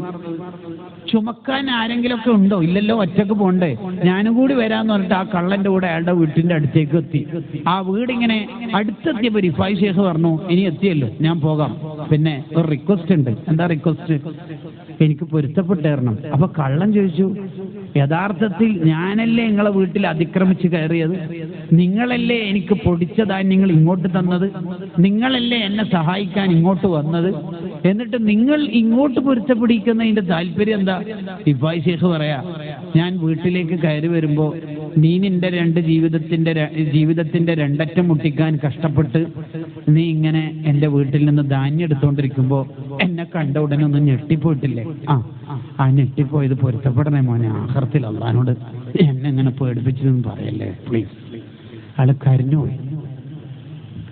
ഔലിയാക്കളാവുന്നത് എങ്ങനെയാണ് നമ്മൾ വായിച്ചു നോക്കി. അയാൾ കരഞ്ഞുപോയി. അയാൾ വീട്ടിലെത്തി. റിഫായി ശൈഖിനെ ഓർത്തിട്ട് ഒരുപാട് നേരം കരഞ്ഞു. നേരെ റിഫായി ശൈഖിന്റെ വീട് തേടിയിട്ട് പിന്നെയും വന്നു. ഫതാബ അലാ യദൈഹി, റിഫായി ശൈഖിന്റെ കൈ പിടിച്ച് തൗബ ചെയ്തു. വറജഅ ഇലല്ലാഹി, അല്ലാഹുവിലേക്ക് മടങ്ങി. ഫസ്വാറ സൂഫിയൻ മശ്ഹൂറ, സൂഫി ജീവിതത്തിലേക്ക് പോയി. വയലുകളില്ല, ലഘുലേഖകളില്ല, പ്രഭാഷണങ്ങളില്ല, ജീവിതത്തിന്റെ ഒരു നിമിഷം, സ്വഭാവത്തിന്റെ മഹത്വം. ഇങ്ങനെ ഔലിയാക്കൾ മുരീദന്മാരെ നന്നാക്കിയത്, ശുദ്ധിയാക്കിയത്. ലക്ഷക്കണക്കിന് പേരെ നന്നാക്കിയ മഹാനല്ലേ ജീലാനി ശൈഖ് റളിയല്ലാഹു അൻഹു. എങ്ങനെയാ ജീലാനി ശൈഖ് മനുഷ്യന്മാരെ നന്നാക്കിയത്? എന്തായിരുന്നു അവിടുത്തെ ജീവിതത്തിന്റെ പ്രധാനപ്പെട്ട ഒരു ഏരിയ? എന്താ? കൊള്ളക്കാര്, യാത്രാ സംഘം, കാഫില സംഘത്തെ, കാഫിലക്കാരെ പിടിക്കുകയാണ്. പിടിച്ചു, യാത്രാ സംഘത്തെ പിടിച്ചു കൊള്ളക്കാര് പിടിച്ചപ്പോൾ ഓരോരുത്തരോട് ചോദിച്ചു, എന്തെങ്കിലും ഉണ്ടോ? ഇല്ലാന്നോ? കള പറയുന്നു. ഇങ്ങനെ ഓരോരുത്തരെയും സ്വത്തുക്കൾ ഇങ്ങനെ അപഹരിച്ച് മോഷ്ടിച്ചു കൊണ്ടുപോകുമ്പോൾ ഒരു ചെറിയ കുട്ടി, മോന്റെ കയ്യിലൊന്നുമില്ലല്ലോ, ഉണ്ട് ഉണ്ട് എന്നാണോ, നമ്മളെ ട്രോള് കാണോ, കളിയാക്കാണോ, ഉണ്ട് എന്നോ, നിന്റെ കയ്യിലോ, എന്തുണ്ടാവാനാ ഈ ചെറിയ ചോട്ടന്റെ കയ്യിൽ? എവിടെ പോവാ? ബഗ്ദാദിലേക്ക്. എന്തിന്? പഠനാവശ്യത്തിന്. എന്നിട്ട് ഇപ്പൊ എന്തുണ്ടാവാനാ? കൊണ്ട് വന്നേ, നിങ്ങളൊന്ന് ചോദിച്ചേ. കൊള്ളക്കാര് മാറി മാറി ചോദിച്ചു. എല്ലാവരോടും പറയുന്ന എൻ്റെ അടുത്ത് സ്വത്തുണ്ട്. കൊള്ളക്കാരുടെ ലീഡറുടെ അടുത്തേക്ക് കൊണ്ടുപോയി. മോനെ കൊണ്ടുപോവാ. മോനെ നമ്മളാരാന്നറിയോ? അറിയാം, കൊള്ളക്കാരാണ്. നമ്മുടെ പണി അറിയില്ലേ? അറിയാം. നിന്റെ അടുത്ത് സ്വത്തുണ്ടെങ്കിൽ നമ്മൾ അപഹരിക്കും മോഷ്ടിക്കും എന്നറിയില്ലേ? അറിയാം. പിന്നെന്താ മോനെ, നമ്മൾക്ക് കണ്ടെത്താനാവാത്ത ഇടത്ത് സ്വർണം ഒളിപ്പിച്ചിട്ട് വെച്ചിട്ടും മോൻ അതുണ്ട് എന്നൊക്കെ തുറന്നു പറയാനുള്ള കാരണം എന്താണ്? കാരണം പറയാൻ പോവാ. ഈ കാരണം നമ്മുടെ ഒരു നോട്ട് പുസ്തകത്തിൽ എഴുതി വെച്ചാൽ ഒരു പേജ് പോയിട്ട് ഒരു വരി പോലും ഇല്ല, അര വരിയേ ഉള്ളൂ. ആ അര വരി കൊണ്ട് ആ കൊള്ളക്കാര് മുഴുവനും തൗബ ചെയ്ത് നന്നായി. ആ അര വരി കൊണ്ട് ആ കൊള്ളക്കാര് മുഴുവനും കരഞ്ഞുപോയി. ആ അര വരി കൊണ്ട് ആ കൊള്ളക്കാര് മുഴുവനും സൂഫിയാക്കളായി. ആ അര വരി കൊണ്ട് ആ കൊള്ളക്കാര് മുഴുവനും ഈ മോന്റെ മുരീദുകളായി ഭാവിയിൽ മാറി. എന്തായിരുന്നു ആ വരി? എന്താ മോനെ, എന്താ മോനെ, മോനെന്താ അങ്ങനെ തുറന്ന് പറയാനുള്ള കാരണം? എൻ്റെ ഉമ്മ പറഞ്ഞനെ ആരോടും മോന് കളവറിയല്ലേ മോന്. എൻ്റെ ഉമ്മ പറഞ്ഞനെ മോന് ആരോടും കളവറിയല്ലേ മോന്. അത് മതി. വിശുദ്ധിയുടെ നാവിൽ നിന്ന് ആ വാക്ക് മതിയായിരുന്നു. 2 പ്രഭാഷണങ്ങൾ വേണ്ട, നീണ്ട സംസാരങ്ങളുടെ ആവശ്യമില്ല. എൻ്റെ ഉമ്മ പറഞ്ഞനെ മോന് ആരോടും കളവറിയല്ലേ മോനെ. ആ വാക്ക് മതിയായിരുന്നു. കൂട്ടുകാരെ, ഇതാണ് നമ്മുടെ ജീവിതത്തിലേക്ക് വരേണ്ടത്. നമ്മുടെ സ്വഭാവം ഉണ്ടായാൽ, സ്വഭാവം മഹത്വമുണ്ടായാൽ നമ്മുടെ കുടുംബത്തെ നന്നാക്കാൻ ഇനി എന്തിനാ വഅദ്? നമ്മൾ ഭാര്യയോട് പെരുമാറുന്ന രീതി കണ്ടിട്ടാണ് നമ്മുടെ ആൺമക്കൾ നമ്മെ കണ്ട് പഠിക്കുന്നതെങ്കിൽ ഈ കുട്ടികൾക്ക് എന്തിനാ ഇനി ഒരു പ്രീ മെരിറ്റൽ ക്ലാസിന്റെ ആവശ്യം? നമ്മുടെ ഭർത്താവിനോട് ഖിദ്മത്തെടുക്കുന്ന രീതിയും ഇടപഴക്കത്തിന്റെ രീതിയും മനോഹാരിതയും കാണുന്ന ഒരു ഫാത്തിമാക്കും ആയിഷാക്കും എന്തിനാ വിവാഹത്തിന് മുമ്പ് ഭർത്താവിനോട് എങ്ങനെ പെരുമാറാം എന്ന കോഴ്സിന്റെ ഫീസും കൊടുത്ത് പഠിപ്പിക്കേണ്ട ആവശ്യം? എന്താ ആവശ്യം? വീട് അത് ഏറ്റവും നല്ല കലാലയമായി മാറണം. ഏറ്റവും നല്ല കലാലയം അതായിരിക്കും. കസീറുൽ ഹിൽമ്, ആരെന്ത് പറഞ്ഞാലും റിഫായ് ശൈഖ് അത് സഹിക്കും. 4 ഖാത്തിമുൽ ലിസിർ, റിഫായ് ശൈഖിന് ആരുടെയെങ്കിലും വല്ല രഹസ്യവും കിട്ടിയാൽ ഒരാളോട് പോലും റിഫായ് ശൈഖ് പറയാറില്ല. ഒരാളുടെ രഹസ്യം അന്വേഷിക്കില്ല. ഇനി എങ്ങനെയെങ്കിലും അറിഞ്ഞുപോയാൽ അത് ആരോടും പറയില്ല. ആരുടെയെങ്കിലും രഹസ്യം നമ്മൾ പരസ്യമാക്കിയാൽ നമ്മുടെ മുഴുവൻ രഹസ്യത്തിന്റെ പെട്ടിയും ലഗേജ് ആഖിറത്തിൽ ലക്ഷങ്ങളുടെ മുമ്പിൽ നിന്ന് പൊളിച്ച് നാറ്റിച്ചിട്ടല്ലാതെ ഒരടി ആഖിറത്തിൽ മുന്നോട്ട് വെക്കാൻ പറ്റില്ല. മൂപ്പര് ഒഴിവായതറിയോ? ഒഴിവായതല്ല, ഒഴിവാക്കിയതാണ്. തുടങ്ങി കിക്കർ ചവിട്ടി. ഇനി ഏതായാലും വണ്ടി വിടും, തുടങ്ങും. ഇതന്നെയല്ലേ നമ്മുടെ പരിപാടി. ചില മഹല്ലിൽ ഒരു റമദാൻ കഴിയുമ്പോൾ ഒരു ഉസ്താദിനെ പുറത്താക്കിയിട്ടില്ലെങ്കിൽ കമ്മിറ്റിക്കാർക്ക് സമാധാനം തന്നെ ഉണ്ടാവില്ല. റാഹത്ത് ഉണ്ടാവില്ല. ഓരോ കാരണങ്ങൾ, ഓരോ കേസുകൾ. ഒരൊറ്റൊരാളുടെ രഹസ്യം നമ്മൾ അറിഞ്ഞ് പറഞ്ഞാൽ നമ്മുടെ രഹസ്യം മുഴുവനും പൊട്ടിച്ചു. ഇനി തിരിച്ച് നമുക്ക് ആരുടെയെങ്കിലും രഹസ്യം അറിയാൻ പറ്റും, അതാരോടും പറഞ്ഞിട്ടില്ല, ഒരാളോടും പറഞ്ഞിട്ടില്ല. ഒരാളുടെ രഹസ്യം നമ്മൾ ഒരാളോടും പറഞ്ഞിട്ടില്ല. എന്നാൽ അള്ളാഹു അതിന് തരുന്ന സമ്മാനം എന്താന്ന് പറയോ? ഹദീസിൽ കാണാം, നമ്മുടെ രഹസ്യം അള്ളാഹു എല്ലാ ആഖിറത്തിലും മൂടി വെക്കും. പോയിക്കോളൂ. സംഭവം മൂപ്പരെ ലഗേജിൽ പ്രശ്നം അള്ളാഹു പറയും, കുഴപ്പമില്ല, കുട്ടുള്ളി. അതാണ് ഇസ്ലാമിൽ ഒരു സിദ്ധാന്തം കിടക്കുന്നുണ്ട്. എന്താണെന്നറിയോ? ഏത് നന്മയാണോ ചെയ്തത് അതേ നന്മയിൽപ്പെട്ട ആ ഗ്രൂപ്പിൽപ്പെട്ട കൂലിയായിരിക്കും അള്ളാഹു നമുക്ക് നൽകുക. ഉദാഹരണം പറഞ്ഞാൽ, നമ്മൾ ഒരാളെ സഹായിച്ചിട്ടുണ്ട് എങ്കിൽ നമ്മളെ വിഷമം അള്ളാഹു സഹായിച്ചിട്ട് പരിഹരിച്ചു. നമ്മുടെ ഒരാളുടെ രഹസ്യം മറച്ചു വെച്ചു എങ്കിൽ നമ്മുടെ രഹസ്യം അള്ളാഹു മറച്ചു വെക്കും. കണ്ടോ? നീതിമാനായ ഭരണാധികാരിക്ക് അർശിന്റെ തണല് കിട്ടുന്ന എന്തുണ്ടാ? അയാൾ ഒരുപാട് പേർക്ക് തണലായതുകൊണ്ട് തണലില്ലാത്ത കാലത്ത് അയാൾക്ക് അള്ളാഹു തണൽ കൊടുക്കുന്നു. കണ്ടോ? ഇങ്ങനെയാണ് ഇസ്ലാമിലെ ഒരു സിദ്ധാന്തമാണത്. ഹൽ ജസാഉൽ ഇഹ്സാനി ഇല്ലൽ ഇഹ്സാൻ. നന്മക്ക് അതേ ഗ്രൂപ്പിൽപ്പെട്ട നന്മ കൂലിയായിട്ട് അള്ളാഹു കൊടുക്കും. റിഫായി ഷേഖിനെ വായിക്കണം. റിഫായി ഷേഖിന്റെ അടുത്തൊരു പ്രത്യേകതയാണ് കസീറു ദുആ. എല്ലാവർക്കും വേണ്ടി റിഫായി ഷേഖ് നന്നായി ദ്വാരം കൊടുക്കും. അത് മനസ്സ് ശുദ്ധിയുള്ളവർക്കേ അത് നടക്കുള്ളൂ. എടോ, ഇന്നാലിന്ന ഹാജിയാർ അസുഖമായിട്ട് ഹോസ്പിറ്റലിലാണ്, ക്യാൻസർ എന്നാ പറയുന്നേക്കുന്നത്, ദ്വാരക്കണം. അപ്പൊ നമുക്ക് ദ്വാരക്കാൻ തോന്നുന്നില്ല. കാരണം ഞാനെങ്ങാനും ഗ്രൂപ്പിൽ വോയിസ് ഇട്ടിട്ട് ദ്വാരുന്നതിന് ശേഷം മൂപ്പര് മരിച്ചു എന്നുള്ള ന്യൂസ് വന്നാൽ നാട്ടുകാർ വിചാരിക്കൂല എന്റെ ദ്വാ സ്വീകരിച്ചിട്ടില്ല. എന്തൊരു ധാഷ്ട്യാണ് ആ ചിന്ത, എന്തൊരു വൃത്തി. അപ്പോഴും ഞാൻ എന്ന വിചാരാണ് അതിലുള്ളത്, ഞാൻ എന്ന വിചാരാണ് അതിലുള്ളത്. നീ ബോറാവുന്നു. ദുആ സ്വീകരിക്കൽ എന്ന് പറഞ്ഞാല് നേരെ ദ്വാരനതിന്റെ ഉത്തരം കിട്ടൽ മാത്രമാണോ ദുആ സ്വീകരിക്കൽ എന്ന് പറഞ്ഞാൽ? ദുആഇന്റെ സ്വീകാര്യത ഏതെല്ലാം മോഡൽ അള്ളാഹു നൽകും. മറ്റുള്ളവർക്ക് വേണ്ടി ദ്വാർന്നു കൊടുക്കുക എന്നുള്ളത് നമ്മുടെ ഖൽബ് ശുദ്ധിയായതിന്റെ ഒരു തെളിവാണ്. മറ്റുള്ളവർക്ക് വേണ്ടി നമ്മൾ ദ്വാർന്നു കൊടുത്താൽ നമ്മുടെ ആവശ്യം അള്ളാഹു പൂർത്തിയാക്കി തരും. അതിന് അള്ളാഹു മലക്കിനെ സംവിധാനിക്കും. ഹദീസിൽ കാണാലോ, അഭാവത്തിലുള്ള ഒരു കൂട്ടുകാരന് വേണ്ടി നമ്മൾ ദ്വാർന്നാൽ നമ്മളുടെ ആവശ്യം പൂർത്തിയാക്കാൻ വേണ്ടി മലക്കളെ ദ്വാരക്കാൻ അള്ളാഹു ഏൽപ്പിക്കും.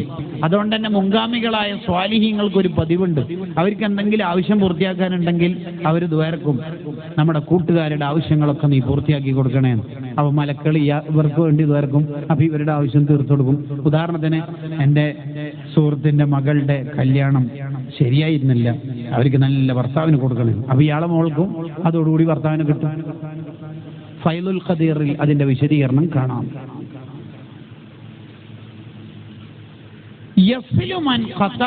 റിഫായി ഷേഖിന്റെ ഒരു പ്രത്യേകതയാണ്, ആരെങ്കിലും ബന്ധം മുറിച്ചിട്ടുണ്ടെങ്കിൽ അങ്ങോട്ട് പോയി ബന്ധം ചേർക്കും. ഓനിങ്ങോട്ട് മിണ്ടട്ടെ, ഓനിങ്ങോട്ട് ഫോം വിളിക്കട്ടെ എന്ന് നമ്മൾ ചിന്തിക്കരുത്. അതൊക്കെ അഹങ്കാരത്തിന്റെ ചിന്ത. എന്താ നമ്മൾ ഉള്ളത് കാര്യമായിട്ട്? ജനിക്കുന്നതിനും നമ്മൾ ബീജത്തുള്ളിയാണ്, മരിച്ചു കഴിഞ്ഞാൽ ഡെഡ് ബോഡിയാണ്, ദുർഗന്ധമുള്ള ഡെഡ് ബോഡിയാണ്. ജീവിക്കുന്ന കാലത്ത് കുറെ കാഷ്ടവും മൂത്രമുള്ള സാധനങ്ങളാണ് നമ്മൾ. പിന്നെന്തിപ്പോ അഹങ്കരിക്കാൻ വകുപ്പ്? മൂപ്പരുള്ള സ്റ്റേജിൽ ഞാനില്ല, മൂപ്പര് ഇങ്ങോട്ട് വിളിക്കട്ടെ. എന്റെ പുതിയാപ്പിളയെ മൂപ്പര് കല്യാണത്തിന് വിളിച്ചിട്ടില്ല, അതുകൊണ്ട് നമ്മളും കല്യാണം കുറച്ച് ചുരുക്കിയിട്ട് നടത്താം. എന്തൊരു ചിന്ത! പിന്നെ എന്തിനാ അള്ളാഹു സുജൂദ് ചെയ്യുന്നത്? എന്തിനാ ഈ കയ്യിലെ തസ്ബീഹ്? കൂട്ടുകാരെ, നമ്മുടെ ഹൃദയം ശുദ്ധിയായിക്കൊണ്ടിരിക്കണം, ആരോടും പക ഉണ്ടാവരുത്. അതാണ് അനസ് റളിയല്ലാഹു അൻഹുവിനോട് നബി സല്ലല്ലാഹു അലൈഹി വസല്ലം പറഞ്ഞത്, മോനെ അനസേ, നിന്റെ ഹൃദയത്തിൽ ആരോടും വെറുപ്പില്ലാതെ ജീവിക്കാൻ പറ്റുവാണെങ്കിൽ ഫഫ്അൽ, മോൻ അങ്ങനെ ജീവിക്കണം. അതാണ് എന്റെ ചര്യ, എന്റെ ദീൻ അതാണ്. ആരോടും വെറുപ്പില്ലാതെ ജീവിക്കാൻ പറ്റണം. അങ്ങനെ ജീവിച്ചാൽ എന്റെ കൂടെ സ്വർഗത്തിലാണ്. അള്ളാഹു തൗഫീഖ് നൽകുമാറാവട്ടെ. ആരോടും വെറുപ്പില്ലാതെ ജീവിക്കണം. ആരെങ്കിലും ബന്ധം മുറിച്ചിട്ടുണ്ടെങ്കിൽ അങ്ങോട്ട് പോയി കാണണം. നമ്മൾ ബന്ധം മുറിക്കരുത്, ബന്ധം ചേർത്ത് വെക്കണം. കുടുംബബന്ധം മുറിച്ചവന്റെ ദുആ അള്ളാഹു സ്വീകരിക്കൂല. അതേത് ലൈലത്തുൽ ഖദറിന്റെ അന്നാണെങ്കിലും ബറാഅത്ത് രാവിന്റെ അന്നാണെങ്കിലും ഏത് പുണ്യ സ്ഥലത്തും പുണ്യ സമയത്തും ദ്വാരുന്നാലും കുടുംബബന്ധം മുറിച്ചവന്റെ ദുആ അള്ളാഹു സ്വീകരിക്കുന്നതല്ല. ഇന്നല്ലാഹ ലാ യർഹമു ഖൗമൻ ഫീഹിം ഖാതിഉ റഹിം. കുടുംബബന്ധം മുറിച്ച ഒരാൾ സദസ്സിലുണ്ടെങ്കിൽ ആ സദസ്സിന്റെ ദുആ സ്വീകരിക്കില്ലെന്ന് സയ്യിദുനാ റസൂലുള്ളാഹി സ്വല്ലല്ലാഹു അലൈഹി വസല്ലം. നമ്മൾ കുടുംബത്തോട് നല്ല ബന്ധം ഉള്ളവരാവണം. ഒരാളുമായി ബന്ധം മുറിക്കരുത്. ചെറിയ കാരണങ്ങൾക്ക്, നിസ്സാരമായ കാരണങ്ങൾക്ക് ഓരോന്ന് പറഞ്ഞ് ബന്ധം മുറിച്ചാൽ നമ്മുടെ ആഖിറമാണ് നഷ്ടപ്പെടുന്നത് എന്ന ചിന്ത നമ്മെ അലട്ടണം. റിഫായി ഷേഖിന്റെ പ്രത്യേകത വയസ്ഫഹു അൻ സയ്യിആത്തിൽ ഇഖ്വാൻ. ആരുടെയെങ്കിലും ഭാഗത്തുനിന്ന് വല്ല അബദ്ധവും വന്നാൽ അത് മാപ്പ് കൊടുക്കും. അവൻ അങ്ങനെ ചെയ്തില്ലേ, അവൻ അങ്ങനെ ചെയ്തില്ലേ, അവൻ അങ്ങനെ പറഞ്ഞില്ലേ, മൂപ്പരങ്ങനെ പറഞ്ഞോ? മൂപ്പരെ കുറിച്ച് പറയുകയാണെങ്കിൽ എനിക്ക് പലതും പറയാനുണ്ട്. ഞാൻ പിന്നൊന്നും പറയാത്തോണ്ടാണ്. ഭയങ്കരം. അങ്ങനെയുണ്ട് ചില ആളുകൾ. മൂപ്പരെ കുറിച്ച് പറയാനുണ്ടെങ്കിൽ എനിക്ക് പലതും പറയാനുണ്ട്. അതിൽ തന്നെ എല്ലോ ആയില്ലേ, ഇംഗ്ലീഷ് പത്രത്തിൽ കാണല്ലേ, ബ്രീഫ്ലി എക്സ്പ്ലനേഷൻ, ബ്രീഫ്ലി, ചുരുക്കത്തിലെ ഗീബത്താണത്. മൂപ്പരെ കുറിച്ച് പറയാനുണ്ടെങ്കിൽ എനിക്ക് പലതും പറയാനുണ്ട്, അതിൽ തന്നെ എല്ലോ ആയല്ലോ. അങ്ങനെയുണ്ട് ചില ആള് ഒരു സൂഫിസം ചമന്നിട്ട് ഗീബത്ത് പറയും, പറഞ്ഞിട്ട് ലാസ്റ്റ് പറയും ഞാൻ അധികം പറയുന്നില്ല, പറഞ്ഞാൽ ആളെ പറഞ്ഞാൽ നിങ്ങൾക്ക് മനസ്സിലാവുന്നു. അപ്പൊ ഇയാൾക്ക് മനസ്സിലായല്ലോ, അപ്പൊ അത് ഖൽബ് കൊണ്ടുള്ള ഗീബത്താണെന്ന് ഇബ്നു ഹജർ തങ്ങൾ സവാജിറിൽ പറയുന്നു. അത് ഖൽബ് കൊണ്ടുള്ള ഗീബത്താണ്. ഇയാൾക്കാളെ മനസ്സിലായില്ലേ, ഞാൻ ആളെ പറഞ്ഞാൽ നിങ്ങൾക്ക് തിരിയൂ. അതിനൊന്നും നമ്മൾ നിൽക്കാൻ പാടില്ല. റിഫായി ശൈഖ് റളിയല്ലാഹു അൻഹുവിനെ വായിക്കുമ്പോൾ റിഫായി ശൈഖ് ഒരു സാന്ത്വന പ്രവർത്തകനാണ്. സാന്ത്വനാണ് റിഫായി ശൈഖിന്റെ ഏറ്റവും വലിയ കാര്യം. ഔലിയാക്കൾക്ക് ഓരോ മഖാമുണ്ടാവും. ഉദാഹരണത്തിന് ഉസ്മാൻ ബിൻ അഫ്ഫാൻ റളിയല്ലാഹു അൻഹു ഔലിയാക്കളുടെ നേതാവാണല്ലോ. ഉസ്മാൻ ബിൻ അഫ്ഫാൻ റളിയല്ലാഹു അൻഹു, ഉസ്മാൻ അള്ളാഹിന്റെ ഒരു പ്രത്യേകത എന്താ? ലജ്ജയാണ് ഉസ്മാൻ അള്ളാഹിന്റെ ഏറ്റവും വലിയ പ്രത്യേകത. ലജ്ജ, ഹയാ ആണ് ഉസ്മാൻ അള്ളാഹിന്റെ ഏറ്റവും വലിയ പ്രത്യേകത. എന്താണ് ഉസ്മാൻ അള്ളാഹിന്റെ ഹയാ എന്ന് പറഞ്ഞാൽ? അള്ളാഹുവിനോട് ഹയാ കൂടിയ ഒരാളാണ് ഉസ്മാൻ അള്ളാഹി. ഭയങ്കര ഹയാ. ഞാൻ എന്തെങ്കിലും പറഞ്ഞാൽ എൻ്റെ അള്ള കേൾക്കുമല്ലോ, എൻ്റെ അള്ള കാണുമല്ലോ എന്ന ചിന്ത, ഭയങ്കര ഹയാ ഉള്ള ആളാണ് ഉസ്മാൻ അള്ളാഹി. ഇന്ന് നമുക്ക് നഷ്ടപ്പെട്ടുകൊണ്ടിരിക്കുന്ന ഒരു കാര്യമാണ് ഹയാ എന്ന് പറയുന്നത്, ലജ്ജ. ഇത് പറയുമ്പോൾ എൻ്റെ ഓഡിയൻസ് വിചാരിക്കണത് ഉറങ്ങുമ്പോൾ പറമ്പിടരുത്, ഗ്ലൗസ് ഇടാതെ പെണ്ണുങ്ങന്മാർ പുറത്തിറങ്ങരുത്. ഇത് മാത്രമല്ല ചങ്ങായിമാരെ, ലജ്ജ എന്ന് പറഞ്ഞാൽ നബി സല്ലല്ലാഹു അലൈഹി വസല്ലമ തങ്ങളെ കുറിച്ച് സ്വഹാബത്ത് പറഞ്ഞല്ലോ, അശദ്ദുന്നാസി ഹയാഅൻ, ലോകത്ത് ഏറ്റവും കൂടുതൽ ലജ്ജയുള്ള ആളാണ് സയ്യിദുനാ റസൂലുള്ളാഹി സ്വല്ലല്ലാഹു അലൈഹി വസല്ലം. നബി തങ്ങളുടെ വാക്ക്, തങ്ങളുടെ പെരുമാറ്റം, ഇതെല്ലാം ഹയാ ഉള്ളതായിരിക്കും. ആയിഷ ബീവി പറഞ്ഞല്ലോ, എന്റെ ഔറത്തിന്റെ ഭാഗം തങ്ങളോ തങ്ങളുടെ ഔറത്തിന്റെ ഭാഗം ഞാനോ ജീവിതത്തിൽ കണ്ടിട്ടില്ല എന്ന്. ഇബ്നു ഹജർ തങ്ങൾ അവിടെ വിശദീകരിക്കുന്നതാണ്, ഹാദാ കമാലു ഹയാഇഹി, ഇതെന്തൊരു ലജ്ജയാണ് റബ്ബേ. ഭാര്യ ഭർത്താക്കന്മാരായിട്ട് തന്നെ ഔറത്ത് കണ്ടിട്ടില്ല എന്ന് പറയണമെങ്കിൽ എത്രത്തോളം അവരുടെ ലജ്ജ ഉണ്ട്. നബി സല്ലല്ലാഹു അലൈഹി വസല്ലം തങ്ങൾ സദസ്സിൽ നിന്നുള്ള ആരെയും പേരെടുത്ത് ആക്ഷേപിക്കില്ല, ആരെയും മുറിപ്പെടുത്തില്ല. അത് തങ്ങളുടെ ഒരു പ്രത്യേകതയാണ്. അള്ളാഹുവിനോട് തങ്ങൾ ദുആർക്കും, അള്ളാഹുവേ ഈ സദസ്സിലുള്ള എൻ്റെ ജനതയുടെ, എൻ്റെ സ്വഹാബത്തിന്റെ ഒരു കുറവും നീ എനിക്ക് കാണിച്ചു തരല്ലേ അല്ലാഹ്. ഫസ്തജാബ അല്ലാഹു ദഅവതഹു, അള്ളാഹു ആ ദുആവിന് ഉത്തരവും കൊടുത്തു. സഹാബത്തിനോട് തങ്ങൾ പറയും, നിങ്ങൾ ആരുടെയും കുറവ് എനിക്ക് പറഞ്ഞു തരാൻ പാടില്ല. കാരണം പിന്നെ നിങ്ങൾ ആരുടെ കുറവാണോ പറഞ്ഞത്, അയാൾ വരുമ്പോ പിന്നെ എനിക്ക് മൈൻഡിൽ അത് വരും. അതുകൊണ്ട് വരരുത്. എൻ്റെ മനസ്സ് എല്ലാവരോടും ശുദ്ധിയോടുകൂടി സമീപിക്കാൻ പറ്റണം. അതാണ് അവിടുത്തെ ലജ്ജ എന്ന് പറഞ്ഞാൽ. ഇനി അവിടുത്തെ വാക്കുകൾ നോക്കൂ. തങ്ങൾക്കൊരു ഹദീസ് പറയണമെന്നുണ്ടെങ്കിൽ വളരെ ലജ്ജയോടെ പറയാം. ഉദാഹരണം, നിങ്ങൾ ഉറക്കത്തിൽ നിന്ന് ഉണർന്നാൽ ഫലാ യഗ്മിസ് യദഹു, നിങ്ങളെ കൈ വെള്ളത്തിൽ പോയി മുക്കാൻ പാടില്ല. അതിന്റെ കാരണം എന്താണ്? രാത്രി ഉറങ്ങുമ്പോൾ ചിലപ്പം അബദ്ധത്തിൽ അവിചാരിതമായി കൈ നജസിന്റെ ഭാഗത്തും ഔറത്തിന്റെ ഭാഗത്തൊക്കെ ചിലപ്പം ചൊറിഞ്ഞിട്ടൊക്കെ ഉണ്ടാവും. അപ്പം മൂത്രത്തിന്റെ ശകലമോ നജസിന്റെ ഒരു ചെറിയ പാർട്ടോ കയ്യിലായാൽ 2 കൊല്ലത്തിൽ കുറവുള്ള വെള്ളമാകുമ്പോൾ കൈക്ക് നജസാകുമ്പോൾ നേരെ ബക്കറ്റിലെ വെള്ളത്തിൽ മുക്കിയാൽ ആ വെള്ളവും നജസാവും. ഇതാണ് നബി സല്ലല്ലാഹു അലൈഹി വസല്ലം തങ്ങൾക്ക് പറയാനുള്ള താല്പര്യം. പക്ഷെ റസൂൽ പറഞ്ഞ ടേം നോക്കണം നിങ്ങൾ. അവിടുന്ന് ഉപയോഗിച്ച ടേം എന്താ? ഇദസ്തൈഖദ അഹദുകും മിനൻ നൗം, നിങ്ങൾ ഉറക്കത്തിൽ നിന്ന് ഉണർന്നാൽ ഫലാ യഗ്മിസ് യദഹു, കൈ മുക്കാൻ പാടില്ല വെള്ളത്തിൽ. മുൻദ്വാരത്തിന്റെ ഭാഗത്തോ പിൻദ്വാരത്തിന്റെ ഭാഗത്തോ കൈ പോയിട്ടുണ്ടാകും എന്നാണ് അവിടുന്ന് പറയാനുള്ള താല്പര്യം. പക്ഷെ അവിടുന്ന് പ്രയോഗിച്ച പ്രയോഗം നോക്കണം. ഫൈന യദഹു യദിരി ബാത്തത്ത്, കൈ രാത്രി ഏടെല്ലാം പോയിട്ടുണ്ടാവും.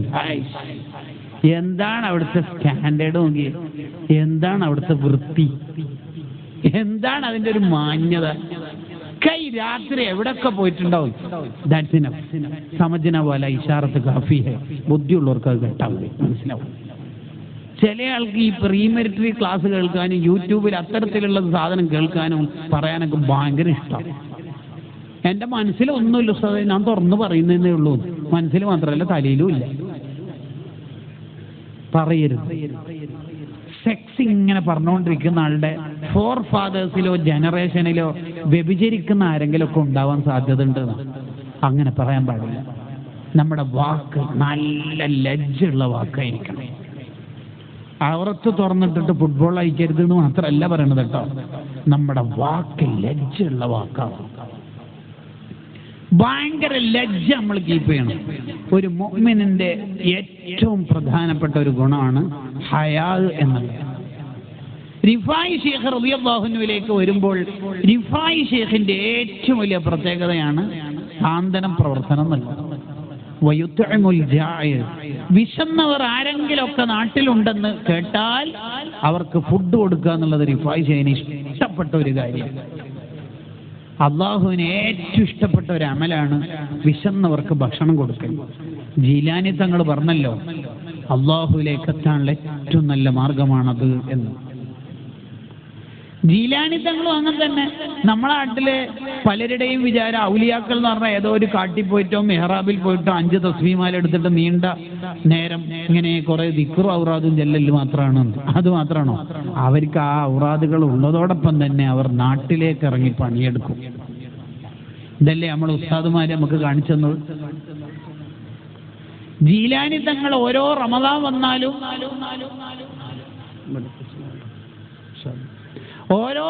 വന്നാലും ജീലാനി ശൈഖിന്റെ ഒരു പ്രത്യേകത എന്താ?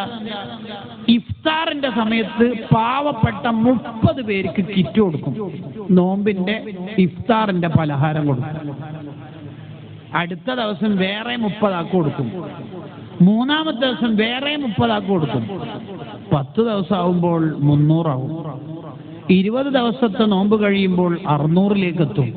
ഒരു മാസം പൂർത്തിയായി പോകുമ്പോൾ 900 മുഅ്മിനീങ്ങളുടെ ഇഫ്താർ ജീലാനി തങ്ങളുടെ അക്കൗണ്ടിലേക്ക് ആയിരിക്കും.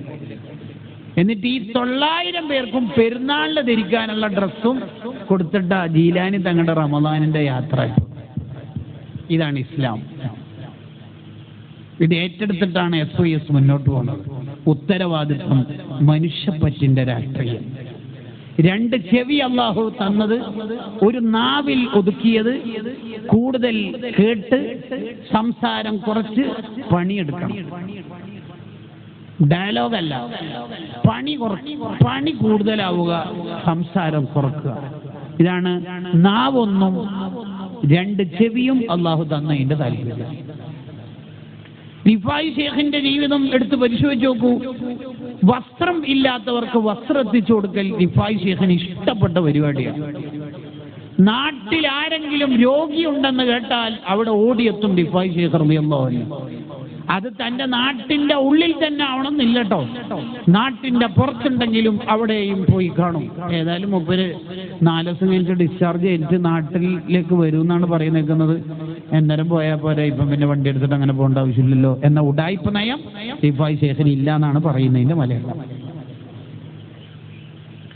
ഇന്ന് നമ്മൾ എല്ലാം ഇങ്ങനെ വാട്സപ്പിലിട്ട് സോഷ്യൽ മീഡിയയിലിട്ട് 3 ലൈക്കും 3 പൂവും കൊടുത്തിട്ട് തീർക്കുന്നല്ലാതെ അവനവന്റെ ആഹാരം വിളിച്ചാക്കാനുള്ള കർമ്മ പദ്ധതികളിൽ സജീവമാവുന്നില്ല.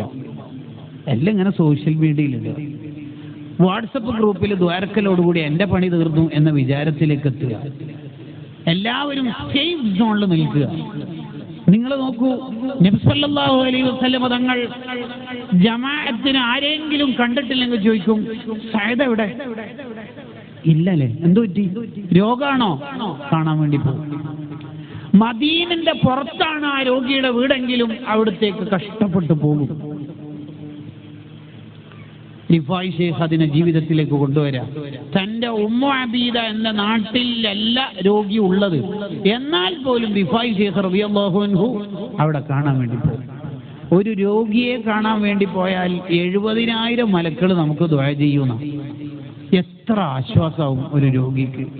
നമ്മുടെ ദോഷങ്ങൾ പൊറുക്കുന്ന, അള്ളാഹുവിന്റെ തൃപ്തി കിട്ടുന്ന, അർശിന്റെ തണല് ലഭിക്കുന്ന, ഈമാനോടുകൂടി മരിക്കാൻ കാരണമാകുന്ന ഒരു നന്മയാണ് രോഗസന്ദർശനം. അത് വാട്സപ്പ് ഗ്രൂപ്പിൽ ദ്വാരന്ന് ഒതുക്കാതെ സാധ്യമാവുന്ന ഇടങ്ങളിൽ രോഗസന്ദർശനത്തിന് നമ്മൾ മുന്നിലെത്തണം. പച്ചപ്പുള്ള നന്മകളെല്ലാം നമ്മളെ നാട്ടിൽ നിന്ന് ഇങ്ങനെ നഷ്ടപ്പെട്ടുകൊണ്ടിരിക്കുക. അഥവാ ഏതെങ്കിലും രോഗിയെ കാണാൻ വേണ്ടി പോയാൽ അത് ഫോട്ടോ എടുത്ത് ഔട്ട് ചെയ്യുകയും ചെയ്യും. ആ പാവത്തിന്റെ മനസ്സിനെ ആശ്വസിപ്പിക്കുന്ന രീതിയിൽ നമ്മൾ ജീവിക്കണം. ഇസ്ലാം എന്ന് പറഞ്ഞാൽ അപരനെ സന്തോഷിപ്പിക്കുക എന്നതാണ് അതിന്റെ പ്രധാന താല്പര്യം. പുഞ്ചിരിക്ക് സ്വതക്കന്റെ കൂലി കിട്ടാൻ കാരണം എന്താ? നിന്നെ കാണുന്ന ആൾക്ക് സന്തോഷമുണ്ട്. നല്ല മജ്‌ലിസിലേക്ക് പോകുമ്പോൾ സുഗന്ധം പുരട്ടൽ സുന്നത്താണ്. അതിന്റെ കാരണം എന്താ? നിന്നെ മണക്കുന്ന ആൾക്ക് സന്തോഷമുണ്ട്. ആൾക്കാരോട് നല്ല വാക്ക് പറയൽ സ്വതക്കയാണ്. എന്തേ കാരണം? നിന്നെ കേൾക്കുന്നയാൾക്ക് സന്തോഷമുണ്ട്. ഇസ്ലാമിലെ ഏറ്റവും പുണ്യമുള്ള കാര്യം എന്താ? ഇദ്ഖാലു സുറൂർ ഫീ ഖൽബിൽ മുഅ്മിൻ. വേറൊരാളുടെ ഹൃദയത്തിൽ നിന്നെ കൊണ്ട് സന്തോഷം ഉണ്ടാക്കുക. ഏറ്റവും അഫ്ളലായ സ്വതക്ക ഏതാണ് നബിയെ? ഭക്ഷണം കൊടുക്കൽ, വെള്ളം കൊടുക്കൽ, വിശപ്പുള്ളവന്റെ വിശപ്പ് പരിഹരിക്കൽ. കണ്ടോ?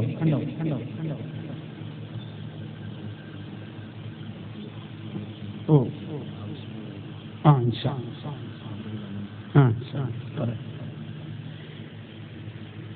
ഒരു വർഷത്തേക്കുള്ള നമ്മുടെ സാന്ത്വനത്തിന്റെ എല്ലാ കാര്യങ്ങളും, അതിന്റെ എക്യുപ്മെന്റ്സ്, ഓഫീസ് ചെലവുകൾ, അതോടൊപ്പം വീൽ ചെയർ, വാട്ടർ ബെഡ്, കേടുപാടുകൾ വന്ന എല്ലാം വാങ്ങുന്നതും റിപ്പയർ ചെയ്യുന്നതും അതിന്റെ ഇപ്പോൾ വാങ്ങിയിട്ട് നാളെ കൊണ്ടുവരുന്ന കവറിൽ നിന്ന് ലഭിക്കുന്ന ക്യാഷിൽ നിന്നാണ് നല്ല സംഭാവന ചെയ്യണം. ഒരു മുഅ്മിനിനെ, ഒരു മനുഷ്യനെ നമ്മൾ സഹായിച്ചാൽ നമ്മെ അള്ളാഹു സഹായിക്കുമെന്ന ഹദീസാണ് പ്രസംഗത്തിന്റെ ആമുഖത്തിൽ കൊണ്ടുവന്നത്.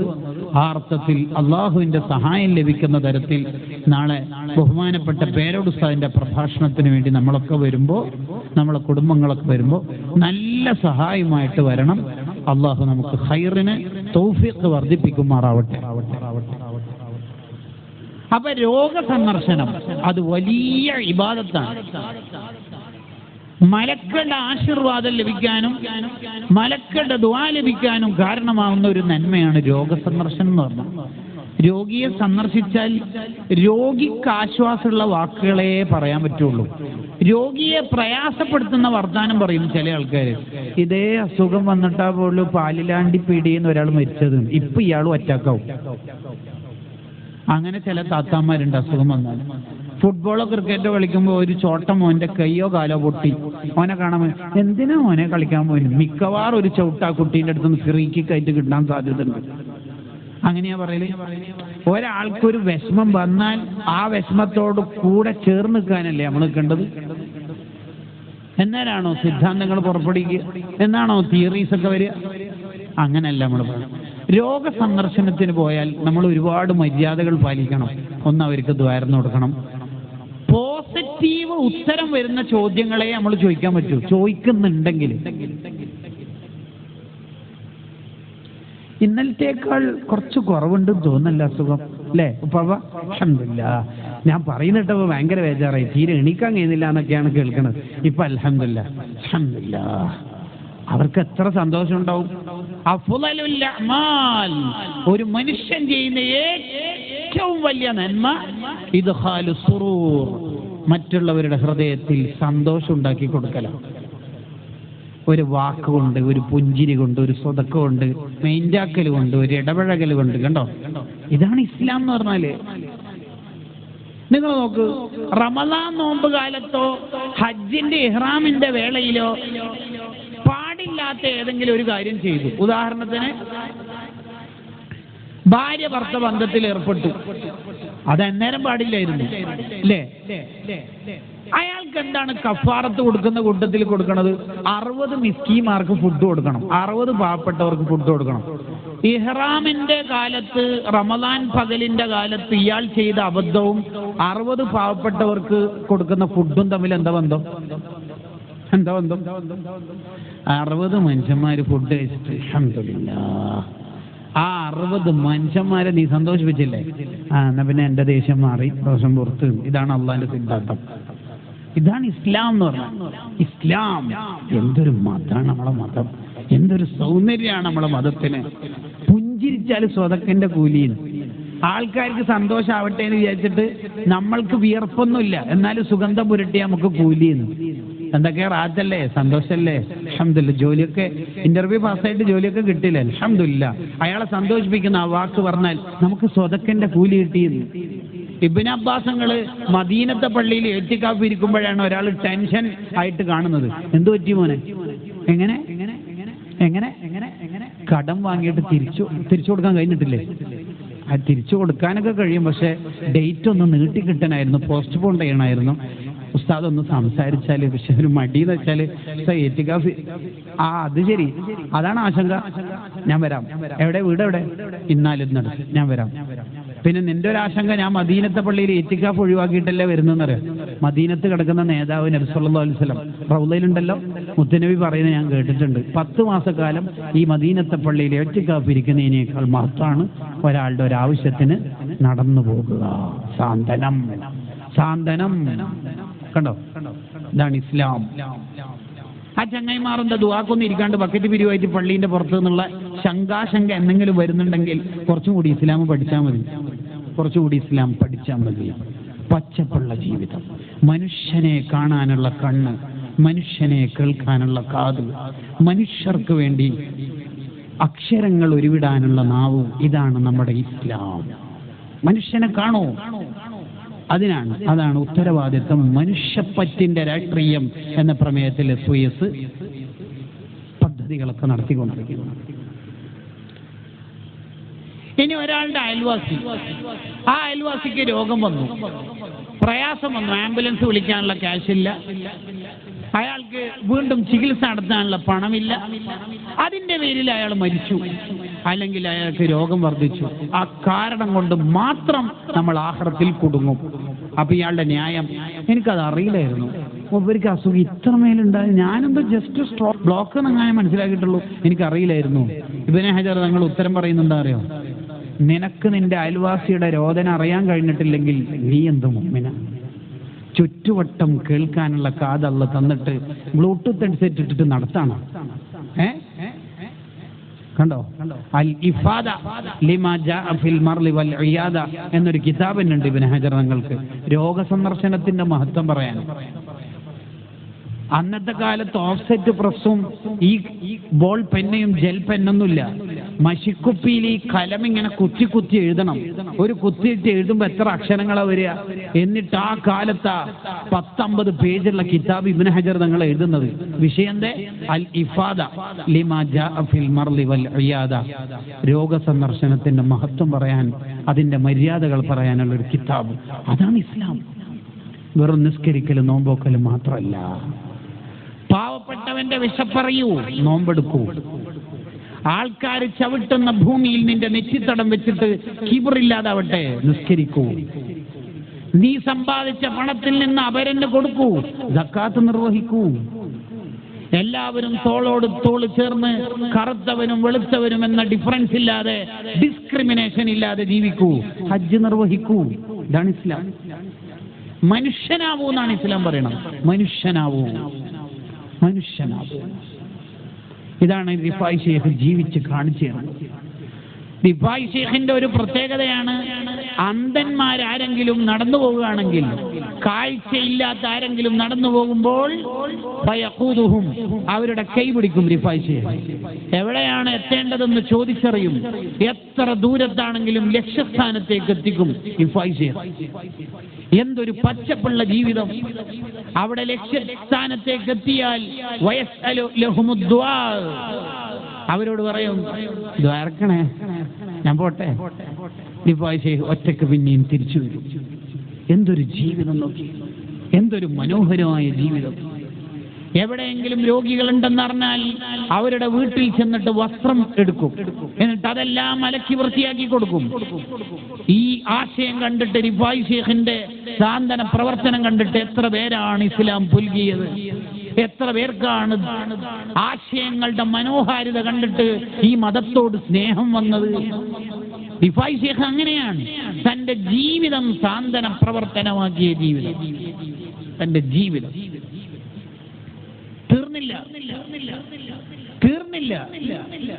ആർക്ക് വിഷമം വന്നാലും, പ്രത്യേകിച്ച് യതീമക്കൾ, അവരെ അപരവൽക്കരിക്കുന്ന ഒരു കാലം ഏത് കാലത്തും ഒരു സംഭവം ഉണ്ടായിട്ടുണ്ടാവും. യതീമക്കൾ, ഉപ്പയില്ലാത്ത യതീം കുട്ടിയല്ലേ എന്നുള്ളൊരു ചിന്ത ഉണ്ടാവും. യതീമക്കൾക്ക് റിഫായി ശൈഖിന്റെ ഇടപെടൽ എന്താണെന്നറിയോ? കൽ അബി ഷഫീഖ്, സ്നേഹസമ്പന്നനായ ഉപ്പയെ പോലെ റിഫായി ശൈഖ് യതീമക്കൾക്കുണ്ടായിരുന്നത്. നല്ല സ്നേഹം കൊടുക്കും. ആ കുട്ടിക്ക് തന്നെ മനസ്സിലാവില്ല, എനിക്ക് ഉപ്പയില്ല എന്ന് വരെ തോന്നൂല കുട്ടിക്ക്. നല്ല സ്നേഹനിധിയായ ഉപ്പയെ പോലെ. ഭർത്താക്കന്മാര് മരിച്ചുപോയ സ്ത്രീകൾ, വിധവകൾ, അവരുടെ വീട്ടിലേക്ക് ആവശ്യങ്ങൾക്ക് എന്തെല്ലാം ഭക്ഷണവും പാനീയവും വേണോ അതൊക്കെ എത്തിച്ചു കൊടുക്കും. റിഫായി ശൈഖിന്റെ വേറൊരു പ്രത്യേകത എന്താണെന്നറിയോ? കാട്ടിൽ പോയിട്ട് വിറക് ശേഖരിച്ചിട്ട് എല്ലാ പാവപ്പെട്ടവരുടെയും വീട്ടുമുറ്റത്ത് എത്തിക്കും. എന്തൊരു ജീവിതം നോക്കിയ, താഴ്മുള്ള ജീവിതം.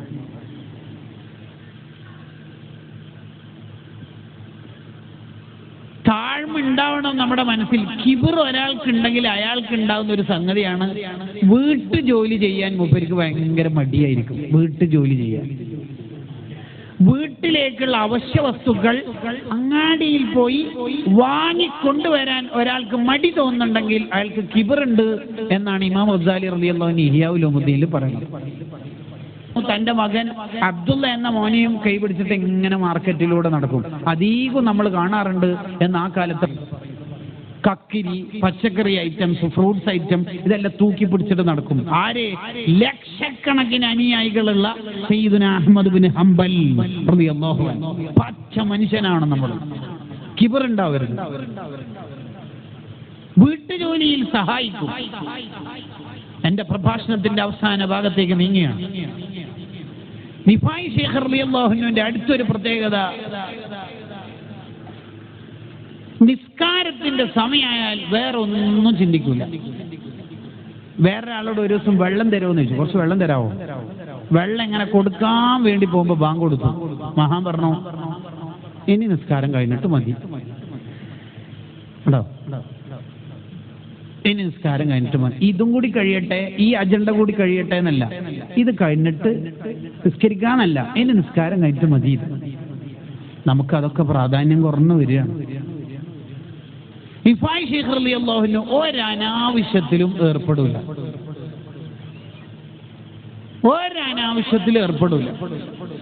നമ്മളിൽ ഉണ്ടാവേണ്ട ഒരു ഗുണമാണത്. പ്രത്യേകിച്ച് സോഷ്യൽ മീഡിയ കാല. റിഫായി ശൈഖ് റളിയല്ലാഹു അൻഹു ഒരു സെക്കൻഡും വെറുതെ കളയാത്ത ആളാണ്.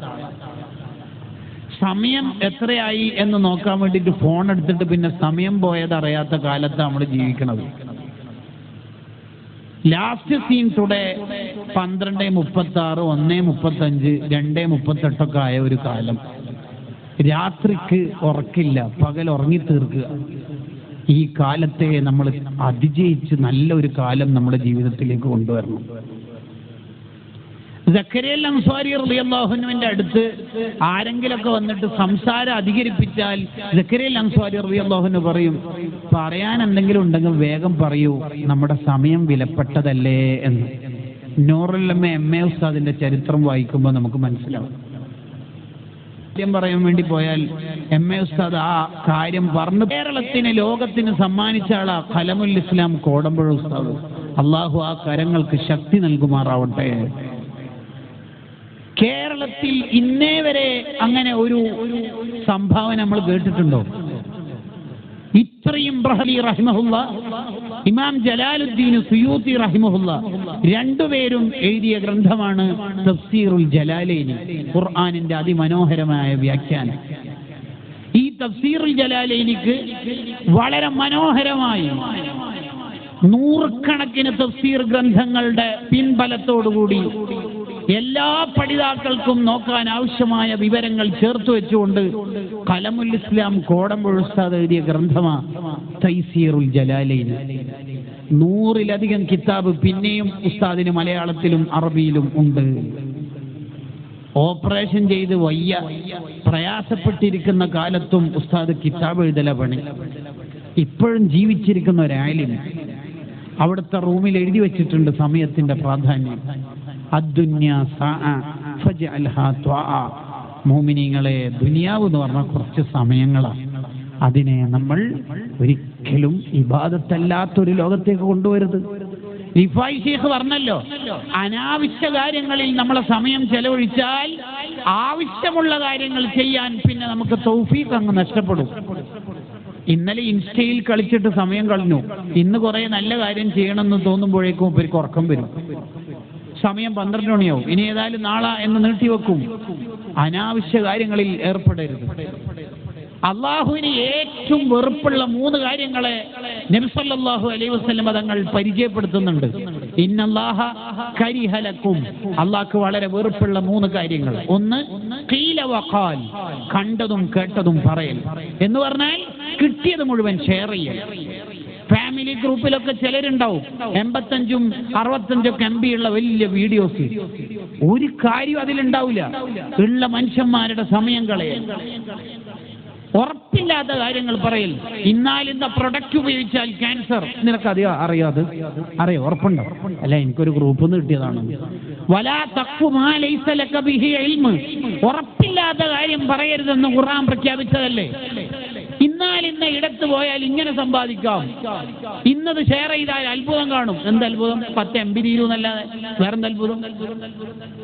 നല്ലതാണെങ്കിൽ തന്നെയും ഉറപ്പില്ലാത്ത കാര്യം പറയാൻ പാടില്ല. ആരെങ്കിലും തട്ടിവിട്ട ഒരു ക്ലിപ്പ് ഉണ്ടാവും, അതെടുത്ത് ഷെയർ ചെയ്യരുത്. പൂച്ചനെ വളർത്തിയാൽ ഇന്നാലിന്ന പ്രശ്നം, ആരോ ഒന്ന് പറഞ്ഞു, അതിങ്ങനെ തട്ടിവിടാൻ പാടില്ല. വിവരമില്ലാത്ത ആരെങ്കിലും എന്തെങ്കിലും പറയുമ്പോഴേക്ക് അതിങ്ങനെ തട്ടിവിടരുത്. പ്രത്യേകിച്ച് നബി സല്ലല്ലാഹു അലൈഹി വസല്ലം തങ്ങളുടെ പേരിലാണ് ഉറപ്പില്ലാത്ത കാര്യം പറയുന്നെങ്കിൽ ആഖിറത്തിൽ നമ്മൾ കുടുങ്ങിപ്പോവും. ഇന്ന കിസ്ബൻ അലയ്യ ലൈസ കകിസ്ബിൻ അലാ അഹദിൻ. ഹബീബായ തങ്ങൾ പറഞ്ഞില്ലേ, എന്റെ പേരിൽ കളവ് പറയുക എന്നുള്ളത് ബാക്കിയുള്ള ആളുടെ പേരിൽ കളവ് പറയുന്നത് പോലെ അല്ല. ബാക്കിയുള്ള ആളുടെ പേരിൽ കളവ് പറയൽ ഹറാം, എന്റെ പേരിൽ കളവ് പറയൽ ഹറാം മാത്രമല്ല വൻദോഷമാണ്, വൻ പാപമാണത്. എല്ലാ ഹറാമും വൻദോഷാവൂല, എല്ലാ ഹറാമും വൻദോഷമല്ല. പക്ഷേ എന്റെ പേരിൽ കളവ് പറയുന്നത് വൻദോഷമാണ്. ഫമൻ കദബ അലയ്യ മുതഅമ്മിദൻ, എന്റെ പേരിൽ ആരെങ്കിലും മനഃപൂർവ്വം കളവ് പറഞ്ഞാൽ ഫല്യതബവ്വ മഖഅദഹു മിനന്നാർ, നരക സീറ്റ് അവൻ ഉറപ്പിച്ചു കൊള്ളട്ടെ.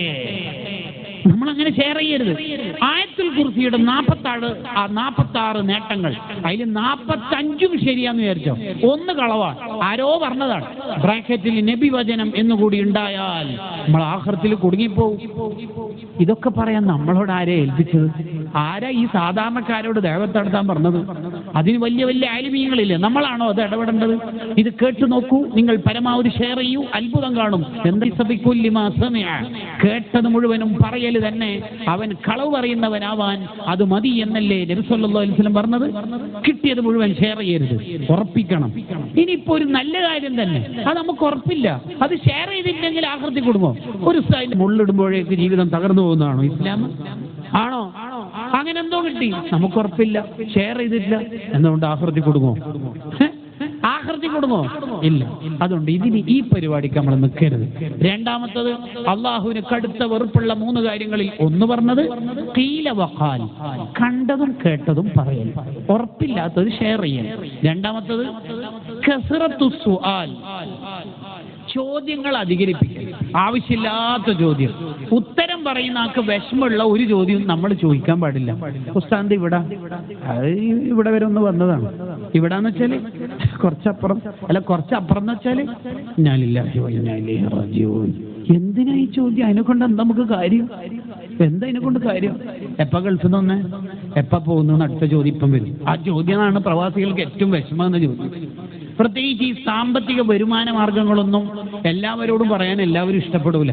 അത് ചോദിക്കരുത്. കുറേയായ അവിടെ കുറേയായ ജോലി, കച്ചവടമല്ല, അവർക്ക് ഉത്തരം വിഷമമുണ്ടെങ്കിൽ ചോദിക്കാൻ പാടില്ല. ചില ആൾക്കാർക്ക് ഒരു ഉസ്താദിനെയൊക്കെ ഒരു 5 മിനിറ്റ് 10 മിനിറ്റ് വീട്ടിൽ കിട്ടിയാൽ എന്തെങ്കിലും ചോദിച്ചില്ലെങ്കിൽ മോശം പോലെയാണ്. ഉസ്താദിന് ബോറടിക്കൂലേ?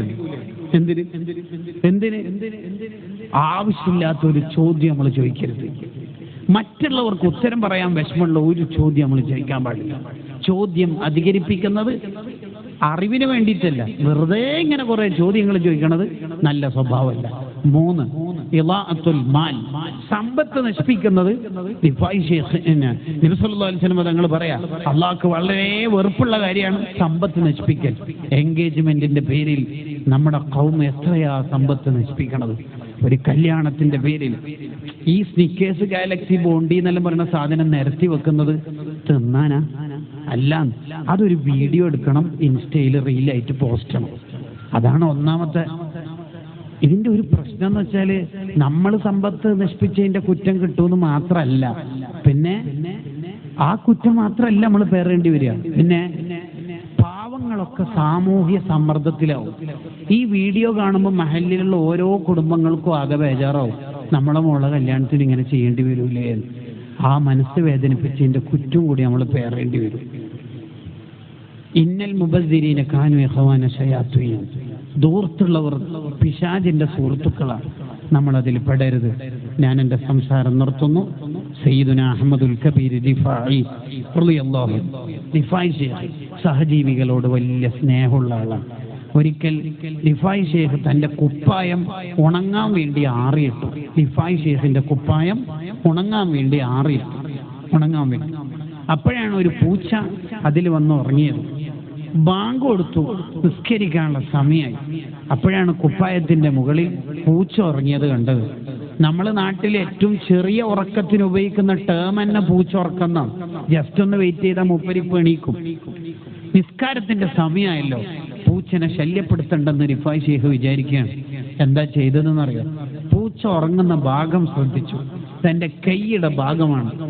ആ ഭാഗം മാത്രം പൂച്ച അറിയാതെ കത്രികനെ കൊണ്ട് കത്രിച്ച് ആ കൈയുടെ ഭാഗം അവിടെ തന്നെ പൂച്ചക്കൊരു ബെഡായി അവിടെ വെച്ചു കൊടുത്തു. ഒരു കൈയില്ലാത്ത കുപ്പായുമായിട്ട് നിസ്കരിക്കാൻ പള്ളിയിലേക്ക് ആ പച്ച മനുഷ്യൻ പോയി. തിരിച്ചു വന്നപ്പോൾ പൂച്ച ഉണർന്നിട്ടുണ്ട്. അൽഹംദുലില്ലാഹ്, സന്തോഷം.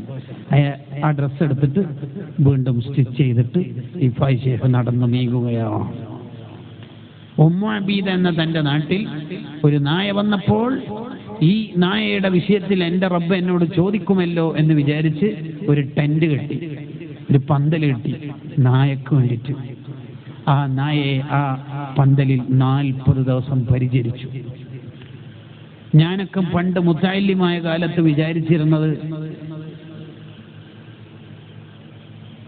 ഗ്ലൗസ് ഒക്കെ ഇട്ടിട്ട് MLT-കാർ ലാബ് ടെക്നീഷ്യനായിട്ട് ജോലി ചെയ്യുന്ന സമയത്ത് ഗ്ലൗസ് ഒക്കെ ഇടുമല്ലോ, അല്ലെങ്കിൽ ഡോക്ടേഴ്സ് ഓപ്പറേഷൻ തിയേറ്ററിലേക്കൊക്കെ അങ്ങനെയായിരിക്കും നായയെ പരിചരിച്ചെന്നാണ്. അപ്പോഴാ കിതാബിൽ വായിക്കാനിടയായത് രാവിലെയും വൈകുന്നേരവും മരുന്നും വെള്ളമൊക്കെ വെച്ചു കൊടുത്ത് അതിന് പരിഹാരമായി നിന്നുകൊടുത്തതിന് ശേഷം 7 പ്രാവശ്യം റിഫായി ശൈഖ് തൻ്റെ കൈ കഴുകാറുണ്ട്, ഒന്ന് മണ്ണ് കലക്കിയ വെള്ളത്തിലും എന്ന്. 40 ദിവസം രാവിലെയും വൈകുന്നേരം. അങ്ങനെ 40 ദിവസം കഴിഞ്ഞ് അതിൻ്റെ ആരോഗ്യമൊക്കെ തിരിച്ചെടുത്ത് അത് ആരോഗ്യത്തോട് തിരിച്ചു പോകുമ്പോൾ റിഫായി ശൈഖിന്റെ കണ്ണിൽ സന്തോഷത്തിന്റെ ഒരു പ്രകാശം, മനസ്സിലൊരു സന്തോഷം. ഈ മോന്, ഈ പേരക്കുട്ടി, ഈ മുത്തുപോലത്തെ മോന് റൗദയിൽ പോയിട്ട് പാടുകയാണ്, ഫീ ഹാലത്തിൽ ബുഅദി റൂഹി കുന്തു ഉർസിലുഹ, മുത്തുതങ്ങളെ ഞാൻ എൻ്റെ മനസ്സും ആത്മാവും എപ്പോഴും മദീനയിലേക്ക് വിടാറുണ്ട്. ഇപ്പോൾ ഇതാ ഉടലോടെ വന്നിട്ടുണ്ട് ഞാൻ, എനിക്ക് തങ്ങൾ കൈയൊന്ന് നീട്ടിത്തരാവോ നബിയെ. ഈ പച്ച മനുഷ്യൻ രോഗികളുടെ കയ്യും പിടിച്ച്, അന്ധന്മാരുടെ കയ്യും പിടിച്ച്, പാവപ്പെട്ടവരുടെ വസ്ത്രം അലക്കി കൊടുത്ത്, കാട്ടിൽ പോയി വിറക് ശേഖരിച്ച്, യതീമക്കൾക്ക് ഉപ്പയായി, വിധവകൾക്ക് സഹായത്തിച്ചു കൊടുത്ത്, എല്ലാവരുടെയും കണ്ണിലുണ്ണിയായ ഈ പച്ച മനുഷ്യൻ റൗദയിൽ പോയിട്ട് തങ്ങളെ കൈ നീട്ടിത്തരാവോ നബിയെ, ഒന്ന് മുത്താനാണ് എന്ന് പറഞ്ഞാൽ എങ്ങനെയാ മുത്ത് തങ്ങൾ കൈ കൊടുക്കാതിരിക്കുക? വാതിലതാ തുറക്കുന്നു. ആ പാട്ടിന്റെ ഇരടികളിൽ വാതിൽ ഓപ്പണാവുന്നു. പരിശുദ്ധ കരങ്ങൾ നീണ്ടുവരികയാണ്. റിഫായി ശൈഖ് അടുത്തു പോയിട്ട് ആ കരങ്ങൾക്ക് വേണ്ടുവോളം ചുംബിച്ചു. ലോകത്തെ ഏറ്റവും കൂടുതൽ സാന്ത്വനം എന്തെന്ന് പഠിപ്പിച്ച കരങ്ങൾ. ഞാനും യതീമിനെ സംരക്ഷിച്ചവനും ഇപ്രകാരമാണെന്ന് ആക്ഷൻ കാണിക്കുമ്പോഴേക്ക് ലോകത്തെ മുഴുവൻ യതീമക്കടെയും തക്കാഫുൽ ഏറ്റെടുക്കാൻ ഹാജിക്കമാര് വന്നത് ഈ 2 വിരലിന്റെ ചിത്രം മനസ്സിൽ പതിഞ്ഞതുകൊണ്ടാണ്. അങ്ങനെ യത്തീമക്കളെ അഭയമാക്കി യത്തീമക്കൾക്ക് സാന്ത്വനത്തോടെ ഏറ്റെടുത്ത പാവങ്ങൾ ഏറ്റെടുത്ത തങ്ങളുടെ കരം വന്നു. മുത്തി മുത്തി മുത്തി മുത്തി മുത്തി 500 പേര് അത് കാണുകയാണ്. 500 പേര് കണ്ടു റിഫായി ശൈഖ് മുത്തുന്നത്. ആ കൈ തിരിച്ചുപോയി. ഒരു പച്ച മനുഷ്യനാവണേ എന്നതാണ് തികച്ചും ഇന്നത്തെ വഅലിന്റെ ആശയം. ഒരു പാവപ്പെട്ട ജീവിതം നമ്മളിലേക്ക് കടന്നു വരണം. ഹോങ്കും അഹങ്കാരമൊക്കെ ഒന്ന് ചവിട്ടി മെതിച്ച് മാറ്റിവെക്കണം. സയ്യിദുന ബിലാൽ ബിൻ റബാഹ് റളിയല്ലാഹു അൻഹുവിനെ ഒരിക്കൽ വാക്ക് തർക്കത്തിനിടയിൽ അബൂദർ ഗിഫാരി റളിയല്ലാഹു അൻഹു അറിയാതെ വിളിച്ചുപോയി, യബ്ന സൗദാ, കറുത്ത പെണ്ണിന്റെ മോനെ. ബിലാൽ തങ്ങൾ കരയാൻ തുടങ്ങി. ഉമയ്യത്തിന്റെ ചാട്ടവാറടിയും ഉമയ്യത്തിന്റെ പരീക്ഷണങ്ങളുമെല്ലാം ഇസ്ലാമിലേക്ക് വരുന്നതിന് മുമ്പ് ഞാൻ കേട്ടിട്ടുണ്ട്, അനുഭവിച്ചിട്ടുണ്ട്. ചുട്ടുപൊള്ളുന്ന മണലിൽ കിടത്തിയിട്ട് ചുട്ടുപൊള്ളുന്ന പാറക്കല്ലുകൾ എൻ്റെ ശരീരത്തിൽ ഓരോ പാർട്ടിലും വെച്ചിട്ടുണ്ട്.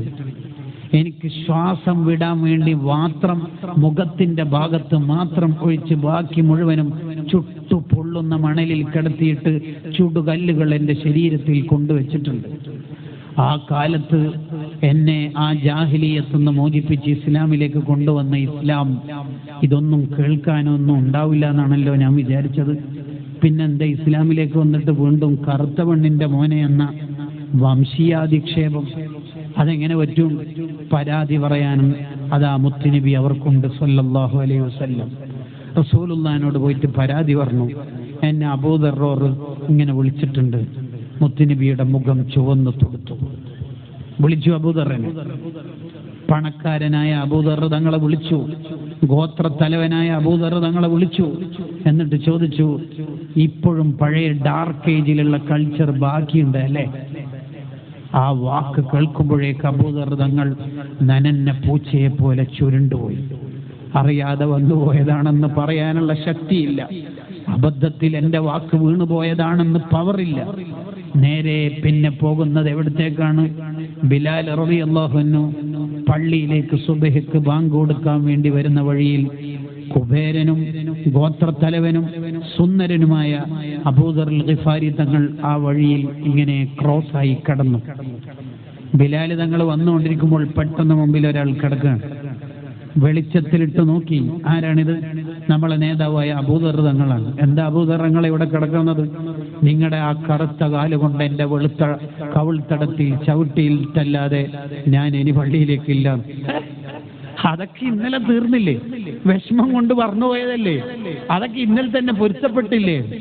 എന്ത് പറഞ്ഞിട്ടും കാര്യമില്ല, എൻ്റെ മുഖത്ത് നിങ്ങൾ ചവിട്ടണം, എന്നിട്ടല്ലാതെ ഞാൻ പോവില്ല, ഞാൻ എണീക്കൂല. എൻ്റെ കാലുകൊണ്ട് എൻ്റെ നേതാവായ എൻ്റെ എത്രയോ കാലം മുന്നേ ഇസ്ലാം സ്വീകരിച്ച അബൂദർ നിങ്ങളെ ചവിട്ടാനോ ഞാനോ? ഐ കാൻറ്റ്, എനിക്ക് കഴിയില്ല. നിങ്ങൾക്ക് കഴിയില്ലെങ്കിൽ ഞാൻ ഇവിടെ തന്നെ കിടന്നോളാം. രണ്ടുപേരും കെട്ടിപ്പിടിച്ചിട്ട് പോകുന്നുണ്ട്. ഇതാണ് ഇസ്ലാം. പിന്നെ എങ്ങനെയാ നമ്മൾ കുടുംബത്തെ തർക്കിക്കുക? എങ്ങനെയാ ബന്ധം തെറ്റി നിൽക്കുക? നമ്മളൊക്കെ മയ്യത്താവേണ്ടവരല്ലേ? അയാളുണ്ടെങ്കിൽ സ്റ്റേജിൽ വരൂല എന്ന് എങ്ങനെയാ നമ്മൾ ചിന്തിക്കുക? നമ്മൾ ഒരു ദിവസം മയ്യത്തായിട്ട് പോകേണ്ടവരല്ലേ? അതുകൊണ്ട് മുഅ്മിനീങ്ങളെ, ഒരീച്ചയെ പോലും വിഷമിപ്പിക്കരുത്, ഒരു കൊതുകിനെ പോലും പ്രയാസപ്പെടുത്തരുത് എന്ന് പഠിപ്പിച്ച റിഫായി ശൈഖിന്റെ മാസം നമ്മളിലൂടെ കടന്നു പോകുമ്പോൾ നമ്മൾ ഒരു പച്ച മനുഷ്യനായി ഇസ്ലാമിനെ ജീവിച്ച് കാണിച്ചു കൊടുക്കണം. അതാണ് SOS ഏറ്റെടുത്ത് ചെയ്യുന്നത്. പാവപ്പെട്ട മനുഷ്യരെ ചേർത്ത് പിടിക്കുന്നു. എത്ര പാവങ്ങളാണ്!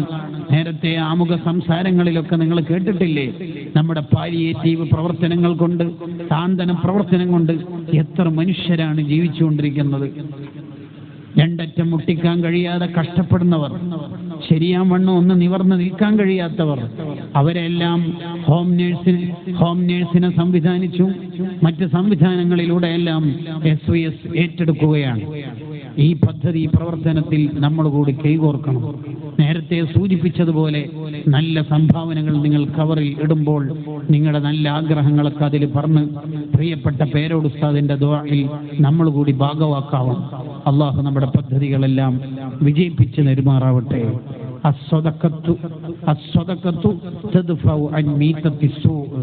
സ്വതക്ക ചെയ്യുമ്പോൾ മോശമായ മരണത്തിൽ നിന്ന് നമുക്ക് രക്ഷ ഉണ്ടെന്ന് നബി സല്ലല്ലാഹു അലൈഹി വസല്ലം പഠിപ്പിച്ചു തന്നതാണ്. രോഗികൾക്ക് സഹായം ഉണ്ടായാൽ അതിന് സദക്ക സാധാരണ കൂലിയല്ല. സാധാരണ ഒരു സ്വതക്കക്ക് കൂലി കിട്ടുക 10 ഇരട്ടി കൂലിയാ കിട്ടുക. എന്നാൽ രോഗം അനുഭവിക്കുന്നവർക്ക് വേണ്ടി നമ്മൾ സ്വതക്ക ചെയ്താൽ 70 ഇരട്ടി കൂലി കിട്ടും. 70 ഇരട്ടി കൂലിയാ കിട്ടുക. ബഗിയത്തുൽ മുസ്തർശിദീൻ എന്ന ഗ്രന്ഥത്തിൽ ഉണ്ട്. ഞാൻ എൻ്റെ സംസാരം നിർത്തുകയാണ്.